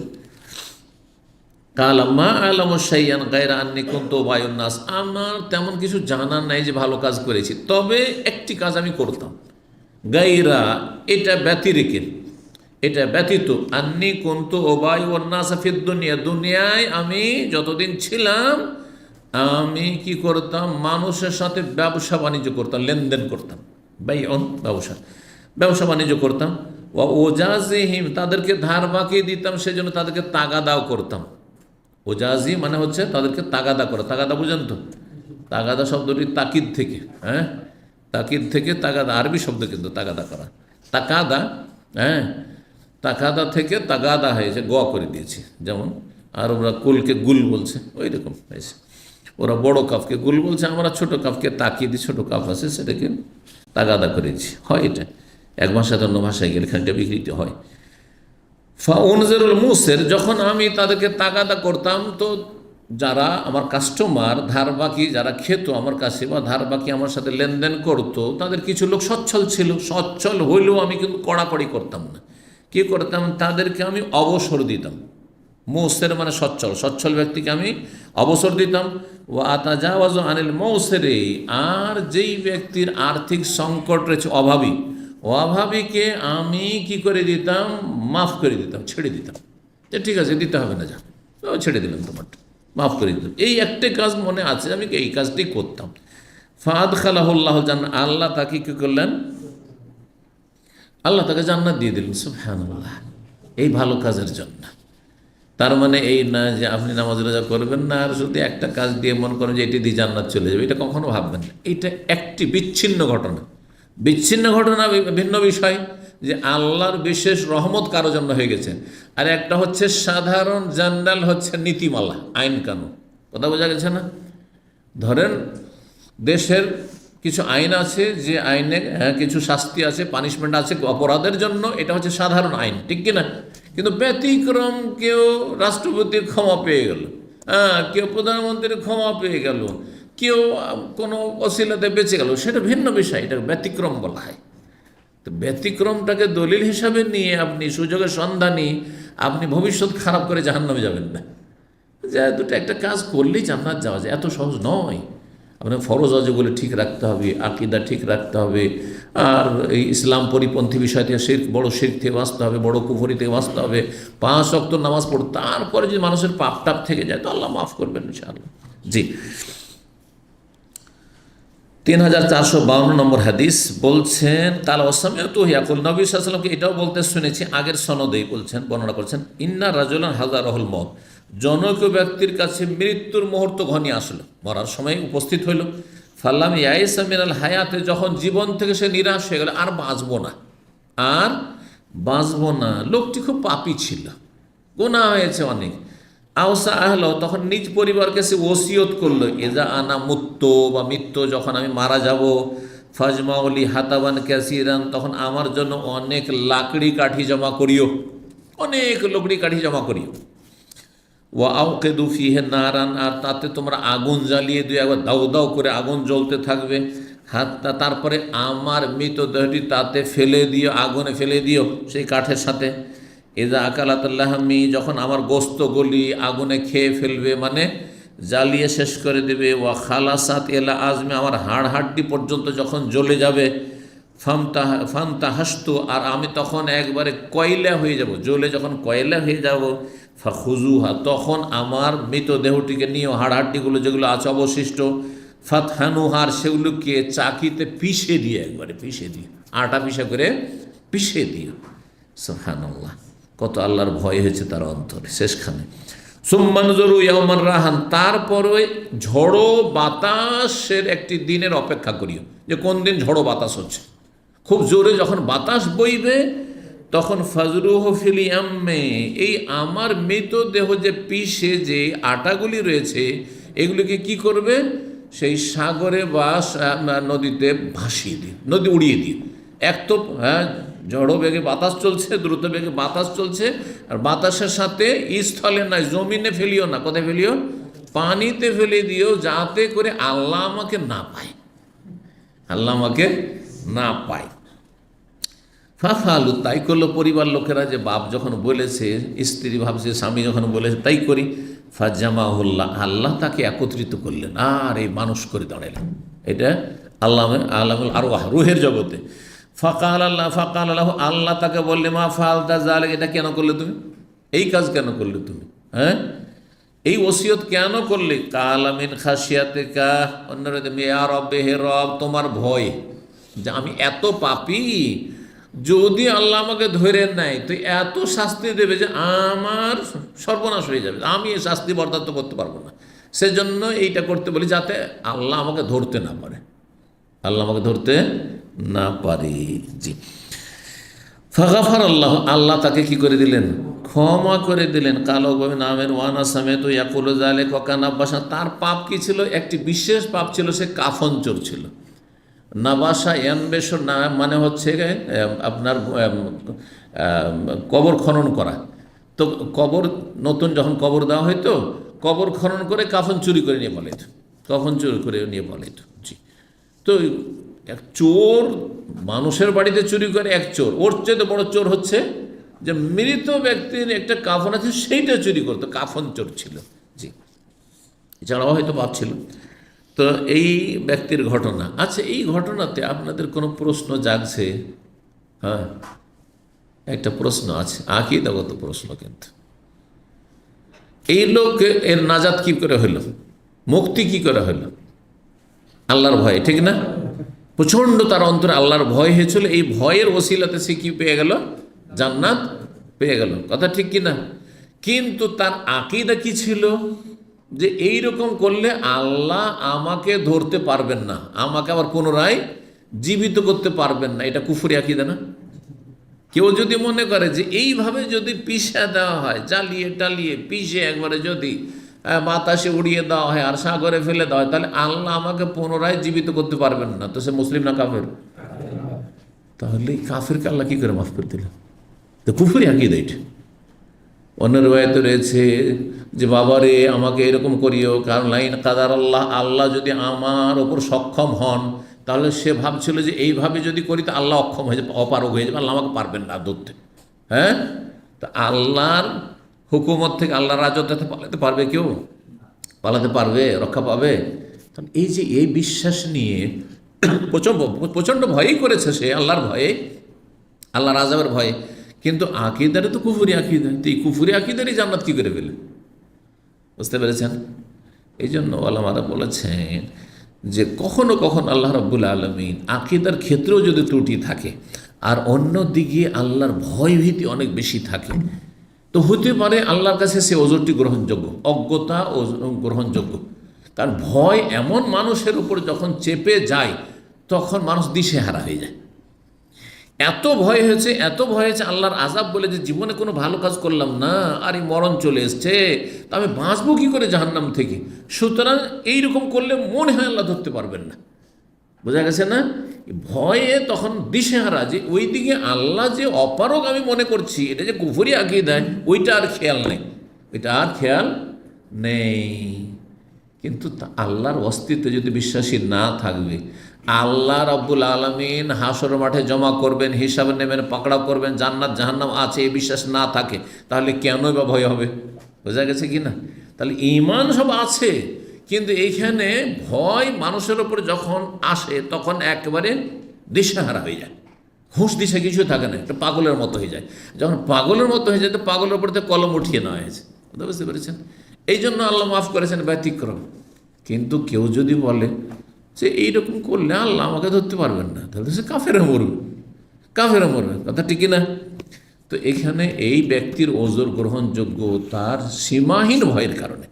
এত বেশি আল্লাহকে ভয় করেছেন, এত বেশি আল্লাহকে ভয় করেছেন যে এই দিকটা ভুলে গেছেন যে এইরকম করে যে আমাকে পিছাও দেওয়া হয়, তবুও তো আল্লাহ উঠাইতে পারবেন, তবুও তো আল্লাহ আমাকে কোন ফায়াকুন করলে তো আল্লাহ আমাকে নিয়ে হাজির করে দিবেন। কিন্তু এটা ভুলে গেছে সে। 3453 এবং 3454 নম্বর একসাথে দুটো হাদিস একসাথে করেছেন, মানে সনদ দুটো রয়েছে। আর মুহাদ্দিস না সনদকেও হাদিস বলতেন, শুধু আমাদের মতনকে হাদিস বলতেন না। বলছেন আয়েশা রাদিয়াল্লাহু তাআলা ইবনে আব্বাস দুইজনে বর্ণনা করছেন, তাহলে দুটো হাদিস হয়ে গেল এদিক থেকে। কালা উভয় বলেছেন লাম্মা নাজালা বে রাসূলিল্লাহ, নাজালা পড়া হয়েছে নজেলা, রাসূলুল্লাহ সাল্লাল্লাহু আলাইহি ওয়াসাল্লামের যখন মৃত্যুর মুহূর্ত ঘনিয়ে আসলো, নাজালাল মৌত, রাসূলুল্লাহ সাল্লাল্লাহু আলাইহি ওয়াসাল্লামের মরণের সময় যখন ঘনিয়ে আসলো, তাফিকা ইয়াতরাহু খামিসাতান আলা ওয়াজহি, তখন তিনি তার মুখমণ্ডলে একটি চাদর মোটা চাদর ছিল বা কম্বল টাইপের ছিল, যেটা বারবার করে মুখের উপর দিয়েছেন। মানুষের যখন অশান্তি থাকে তখন ছটপট করতে থাকে, কোনটাতে শান্তি পাবো? মানুষের অশান্তির সময় একবার চিত হয়ে শয়, ওতেও শান্তি পাচ্ছে না, তখন ডান দিয়ে কাত হয়, ওতেও শান্তি হয় না, আবার বাম দিকে হয়, শান্তি পায় না, এরকম হয় না? ঠিক ওই রকমই নবী সাল্লাল্লাহু আলাইহি ওয়াসাল্লামের হয়েছিল, যে ছটপট করছেন, খুব কষ্ট হচ্ছে মৃত্যু সজ্জায়। তো একবার করে চাদর দিয়ে কী করছেন? মুখটা ঢেকে নিচ্ছেন। ফাইদাক তাম্মা, আর যখন দম বন্ধ হতে যাচ্ছে, শ্বাস বন্ধ হতে যাচ্ছে, যখন আপনি কম্বল টম্বল দিয়ে মুখটা ঢেকে নেন তখন দম বন্ধ হতে যায় মনে হয়, ঠিক না? ঠিক ওই রকম যখন হতে যাচ্ছে, কাশাফান ওয়াজে, তখন চেহারা থেকে সরিয়ে ফেলে দিচ্ছেন, মুখমণ্ডলটা খুলে দিচ্ছেন। ফাকাল, আর ওই সময় তিনি বলছিলেন এই অবস্থায়, লানাতুল্লাহ আলাল ইয়াহুদ ওয়ান নাসারা, ইহুদি খ্রিস্টান আল্লাহর অভিসম্পাত, লানত হোক, আল্লাহর রহমত থেকে তারা বঞ্চিত। কেন? ইত্তাখাজু কবুর আম্বিয়াহে মাসাজেদা, তাদের নবীগণের কবরগুলিকে সেজদার স্থানে পরিণত, মসজিদে পরিণত করেছে। কবর মসজিদ তৈরি করত এবং কবর পাকা করে সেখানে সেজদা করত, কবরকে সেজদা করত, শিরক কুফরির কারণে তাদের ওপর লানত হয়েছে। তাহলে মুসলিমরা যদি এরকম করে, কবরকে পাকা করলো আর কবরে সেজদা করলো, মাজারে ওরস লাগাইলো, তো এর উপরে লানত হবে না? কেন এগুলো বয়ান করছেন নবী সাল্লাল্লাহু আলাইহি ওয়াসাল্লাম? শেষ সময়ে তৌহিদের সুরক্ষার জন্য, শিরক থেকে সতর্ক সাবধান করার জন্য, আর ইহুদি নাসারাদের মতো ধর্মকে বিকৃত করা থেকে সতর্ক সাবধান করার জন্য। ইউহাযযিরু মা সানুতা, মা আয়েশা বিন আব্বাস বলছেন নবী সাল্লাল্লাহু আলাইহি ওয়াসাল্লাম ইহুদি খ্রিস্টানদের এই কুকর্ম থেকে সতর্ক সাবধান করার জন্য বারবার করে এই কথা রিপিট করছিলেন, ইহুদি নাসারাদের উপর আল্লাহ লানত, যে তারা নবীদের কবরগুলিকে সেজদার স্থানে পরিণত করেছে, মসজিদ বানিয়েছে, পাকা করেছে। 3455 নম্বর হাদিস বর্ণনা করেছেন আবু হুরায়রা রাদিয়াল্লাহু তাআলা আনহু থেকে, আবু হাজেম তাবেঈ, তিনি বলছেন কাআতু আবু হুরায়রা খামসা সিনিন, আমি 5 বছর আবু হুরায়রা রাদিয়াল্লাহু তাআলার সাথে একসাথে বসেছি। 5 বছর তিনি তার ছাত্র হিসাবে তার সাথে উঠা বসা করেছেন। ফাসামিআতু ইউহাদ্দিসু আনিন নবী সাল্লাল্লাহু, তার কাছ থেকে শুনেছেন নবী সাল্লাল্লাহু আলাইহি ওয়াসাল্লাম থেকে হাদিস বর্ণনা করতে। কালা, তিনি বলেন, মানে আবু হুরায়রা বলছেন, কানাত বনু ইসরাইল তাসুসুহুল আম্বিয়া, বনি ইসরাইলদের দেশ পরিচালনা করতেন নবীগণ। তাসুসু সিয়াসা থেকে, সিয়াসা মানে রাজনীতি, সিয়াসা মানে রাজনীতি। বনি ইসরাইলদের যুগে আগের উম্মতে রাজনীতি কারা করতেন? নবী রসুলগণ। মানে রাজনীতি মানে জনসাধারণকে নিয়ে এই রাজনীতি না, যেই ব্যক্তি রাষ্ট্র পরিচালনা করবেন তাকে, রাজনীতি মানে কি? রাষ্ট্র পরিচালনার নীতি, আইন কানুন, নিয়ম নীতিমালা, তাহলে সেটা তার জানা ফরজ। আমার জন্য জানা ফরজ নাই, আপনাদের জন্য জানা ফরজ নাই যে রাষ্ট্র পরিচালনা কেমন করে করতে হয়। আপনার জন্য নামাজ, রোজা, হজ, জাকাত যেগুলো আপনি দৈনন্দিন করছেন ওগুলো জানা ফরজ, কথা বোঝা গেছে? কিন্তু সরকারের জন্য দেশ কেমন করে চালাইতে ইসলামের আলোকে সেটা জানা ফরজ, কারণ তার অতিরিক্ত দায়িত্ব চেপেছে তার উপর। যখন একজন মন্ত্রী পদ পেয়েছেন, তাহলে এই ডিপার্টমেন্টটাকে কীভাবে চালাইতে ইসলামের আলোকে সেটা জানা তার জন্য ফরজ, কিন্তু আমার জন্য, আপনার জন্য ফরজ নেই। আমাকে আল্লাহ আর আপনাকে যদি কেউ পৌঁছে দেয়, আল্লাহ রাব্বুল আলামিন পৌঁছে দেন সেখানে, তাহলে তখন জানা, তার আগে জানা ফরজ। যেমন জাকাত ফরজ হন, এতদিন গরিব ছিলেন, ঠিক না? তাহলে জাকাতের মাসলা জানা ফরজ ছিল না। হজের মাসলা জানা ফরজ ছিল না, কারণ হজের পয়সা নেই। কিন্তু যেই দিন হজের প্রস্তুতি নিয়েছেন, টাকা হয়ে গেছে, হজ করতে যাব, তাহলে হজের মাসলা জানা তখন ফরজ হয়েছে। বুঝে আসছে? জি। তো আগের যুগে নবীগণ কি করতেন? তাসুসুহুল আম্বিয়া, দেশ পরিচালনা করতেন, তারাই দেশের খলিফা, রাজা, বাদশাহ হইতেন। দেখেন দাউদ আলাইহিস সালাম বাদশাহ ছিলেন, রাজা ছিলেন, সুলাইমান আলাইহিস সালামের বাদশাহ ছিলেন। যে কুল্লামা হালাকা নবীন, যখন একজন নবী মারা যেতেন, হালাকা মানে মারা যাওয়া, কিন্তু আমাদের বাংলাতে হালাকা মানে ধ্বংস হওয়া, আর এই নবী হালাক হইতেন, যদি এই তর্জমা করে তো মার খেতে হইতেন। হালাকা মানে আসলে মারা যাওয়া। ইউসুফ আলাইহিস সালামের সময় কোরআনে আছে, হাত্তা ইজা হালাকা, ইউসুফ আলাইহিস সালাম যখন মারা গেলেন তখন উম্মতের লোকেরা বলতে লাগলো লাইয়া বাসামি বাদ রাসূল, ইউসুফ আলাইহিস সালামে এত ভালো মানুষ, এত ভালো নবী, আর কোন নবী আল্লাহ দুনিয়া মনে হয় পাঠাবেন না, দুনিয়া মনে হয় পাঠাবেন না। কিন্তু তারপরে আল্লাহ নবী পাঠালেন, আল্লাহ নবী পাঠিয়েছেন বনী ইসরাঈলকে। তো হালাকা মানে ধ্বংস, কুল্লু শাইইন হালিকুন মানে সব কিছু ধ্বংসশীল, মানে মরণশীল, সবই মরবে। তো মানুষের মরে যাওয়া হয়েছে, ধ্বংস হয়ে যাওয়া, দুনিয়া শেষ, আপনার দুনিয়া শেষ। কুল্লামা হালাকা নবী, যখন কোন নবী মারা যেতেন, খালাফাহু নবিয়্যুন, তার স্থলাভিষিক্ত আর এক নবী হইতেন। একজন নবী মারা গেলেন, আর একজনকে আল্লাহ নবী বানিয়ে দিলেন, তিনি তখন দেশ শাসন করছেন, হ্যাঁ, জাতিকে শাসন করছেন। ওয়া ইন্নাহু লা নাবিয়্যা বাদি, কিন্তু আমার পরে কোনো নবী নেই, সেই জন্য নবী সাল্লাল্লাহু আলাইহি ওয়াসাল্লাম ইন্তেকালের পরে খলিফা হলেন আবু বকর, তারপরে ওমর, ওসমান, আলী, এইভাবে।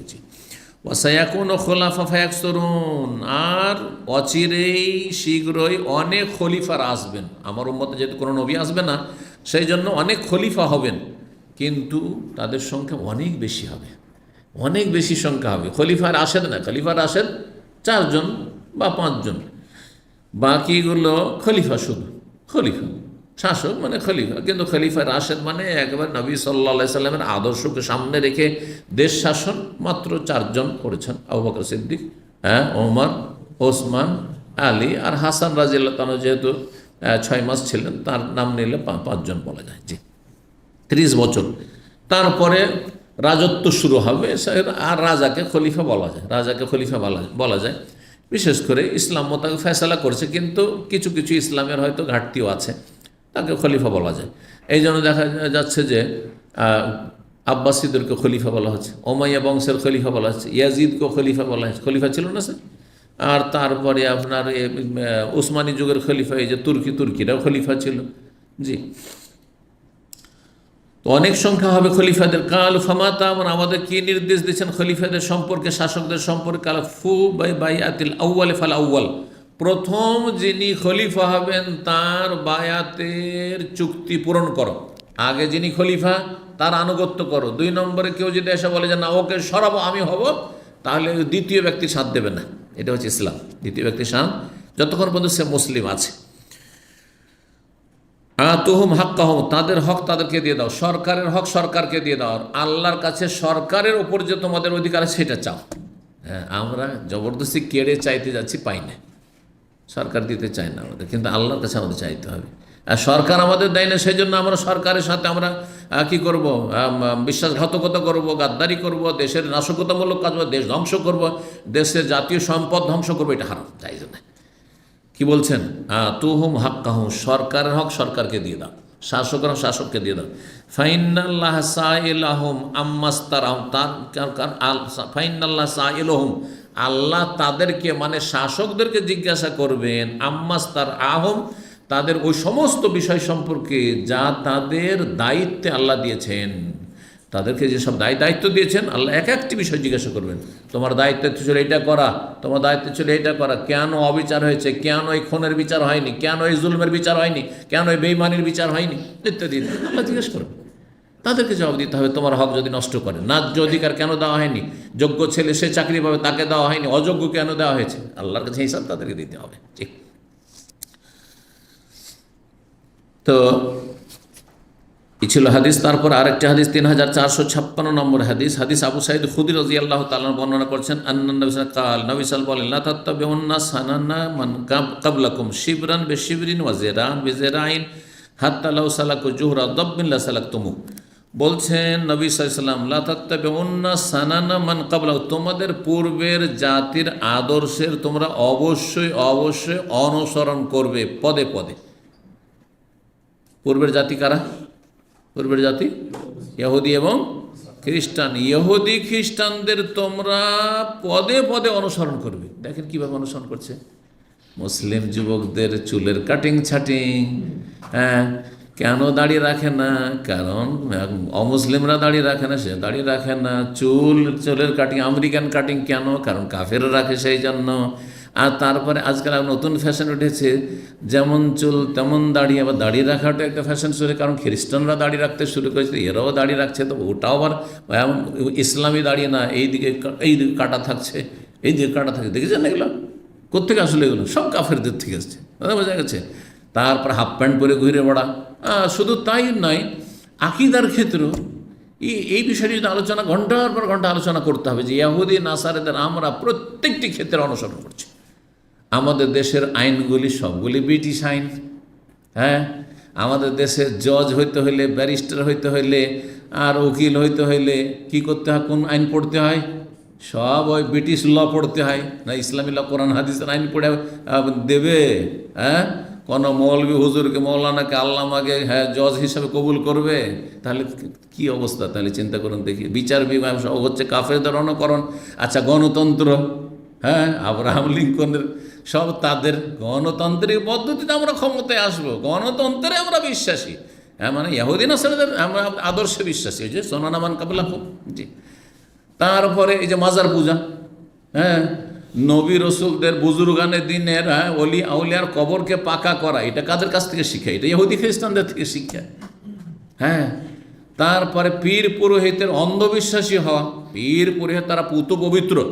হ্যাঁ, ঠিক ওই রকমই মুসলিম সমাজের পীর, হ্যাঁ, যেমন খ্রিস্টানদের ইহুদিদের ধর্মগুরুরা পাক পবিত্র একবারে, হ্যাঁ, ঠিক তেমনি মুসলিম সমাজে যারা পীরের মুরিদ, হ্যাঁ, পীর মুরিদিতে বিশ্বাসী, তাদের অবস্থা ওই রকম, অন্ধভক্ত তাদের। তারা ভুলের ঊর্ধ্বে, তাদের পাপকে পাপ বলা যাবে। তারা ভুল করলে তারা মারিফতি নজরে দেখে। উল্টো পাল্টাও যদি কাজ করে তবুও কি মারিফতি নজরে। আপনি বুঝবেন না ওগুলো, সব বুঝবেন না ওগুলো, ওগুলো মারিফতি বিষয় আছে, বুঝছেন না? জি হ্যাঁ, এইভাবে বলে শেষ করা যাবে না। ইহুদি নাসারাতে পদে পদে অনুসরণ। আকিদাই, ইবাদত বন্দেগীতে সপ্তাহে শনিবার রবিবার ইহুদি খ্রিস্টানরা যায় তাদের, হ্যাঁ, চার্চে, তাদের ধর্মশালায় যায় না? যায় না উপাসনালয়? ঠিক তেমনি অধিক শতকরায় 90-95 মুসলমান জুমা পড়া মুসলমান। সব কিছুতে লাতাত্তাবিউন্না সুনানা মান ক্বাবল, তোমাদের পূর্বের জাতির তোমরা পদে পদে অনুসরণ করবে। কিভাবে অনুসরণ করছে? শিবরান বে শিবরান, বিঘতে বিঘতে, একবার সেম সেম, আধা হাত ওরা তো আধা হাত তোমরা। আর জেরান বে জেরাইন, গজে গজে একবারে। আর হাত্তা লাউ সালাকু জুহরা দাব্বিন, এমন কি কোনো ইহুদি খ্রিস্টান যদি সান্ডার গর্তে ঢুকে, সান্ডার গর্ত খুবই আঁকা বাঁকা, খুবই আঁকা বাঁকা থাকে সুরক্ষার জন্য, সোজা গর্ত না ওদের। যদি কোনো ইহুদি খ্রিস্টান সান্ডার গর্তেও ঢুকে যায়, লাসালাক, তোমরাও ঢুকবে, জানি এইখানেই মনে হয় উন্নতি আছে। কথা বোঝা গেছে? আজকাল মুসলিম মহিলারা, হ্যাঁ, গেঞ্জি পরে, টি শার্ট পরে, বেহাবে পর্দা, চুল ঢাকবে না, মাথা ঢাকবে না, গা ঢাকবে না, পেট ঢাকবে না। কারণ মনে করছে মনে হয় এইরকম করলেই মনে হয় উন্নতি করা যাবে। ইহুদি খ্রিস্টান ইউরোপ আমেরিকা মনে হয় এইরকম করে উন্নতি করেছে, সুতরাং আমাদেরকে কাপড় খুলে ফেলে দিতে হবে। কথা বোঝা যাচ্ছে না? সব কিছুতেই কাফেরদের অনুকরণ। জি। কুলনা ইয়া রাসূলুল্লাহ, আমরা বলি হে আল্লাহ রসুল, আমাদের পূর্বের জাতি বলতে আপনি কাদের বোঝান? আল ইয়াহুদ ওয়ান নাসার, ইহুদি খ্রিস্টানদের কথা বলছেন। তার মানে সাহাবীরা তখন ইহুদি খ্রিস্টানদেরকে এত তুচ্ছ নজরে দেখছে, আরে এই ইহুদি নাসারাদের আমরা পদে পদে অনুসরণ করব, তাদের গোলামি করব, তাদের পিছনে পিছনে চলবো, এটা বিশ্বাসযোগ্য নয়, অবিশ্বাসযোগ্য, অবাস্তব কথা তখন জানো। হ্যাঁ, আশ্চর্য মনে হচ্ছে। নবী সাল্লাল্লাহু আলাইহি ওয়াসাল্লাম বলছেন ফামান, তাহলে আর কার কথা বলবো? ওদেরই তো কথা বলছে। তোমাদের পূর্বে আসছে কারা? তোমাদের পূর্বে এসেছে ইহুদি খ্রিস্টানরা। জি। তো সময় এগিয়ে চলে যাচ্ছে আর হাদিস অনেক রয়েছে, এখানে আজকে রেখে দিই। ইনশাআল্লাহ তাআলা আগামীতে আবার ইনশাআল্লাহ তাআলা আগামীকালকে রয়েছে, ইনশাআল্লাহ আমরা খুব তাড়াতাড়ি এই পর্বগুলি শেষ করে দেব। আল্লাহ রাব্বুল যেন কবুল করেন, তৌফিক দান করেন এবং উপকারী জ্ঞান দান করেন, পাপ থেকে বেঁচে থাকার তৌফিক দান করেন এবং ভালো মানুষ হওয়ার তৌফিক দান করেন। আল্লাহ রাব্বুল আমাদেরকে জান্নাতুল ফিরদৌস দান করেন, রুজিতে বরকত দান করেন, বালা মুসিবত থেকে আল্লাহ হেফাজত করেন। ওয়া সাল্লাল্লাহু আলা নবিয়িনা মুহাম্মদ ওয়া আলা আলিহি ওয়া সাহবিহি আজমাইন।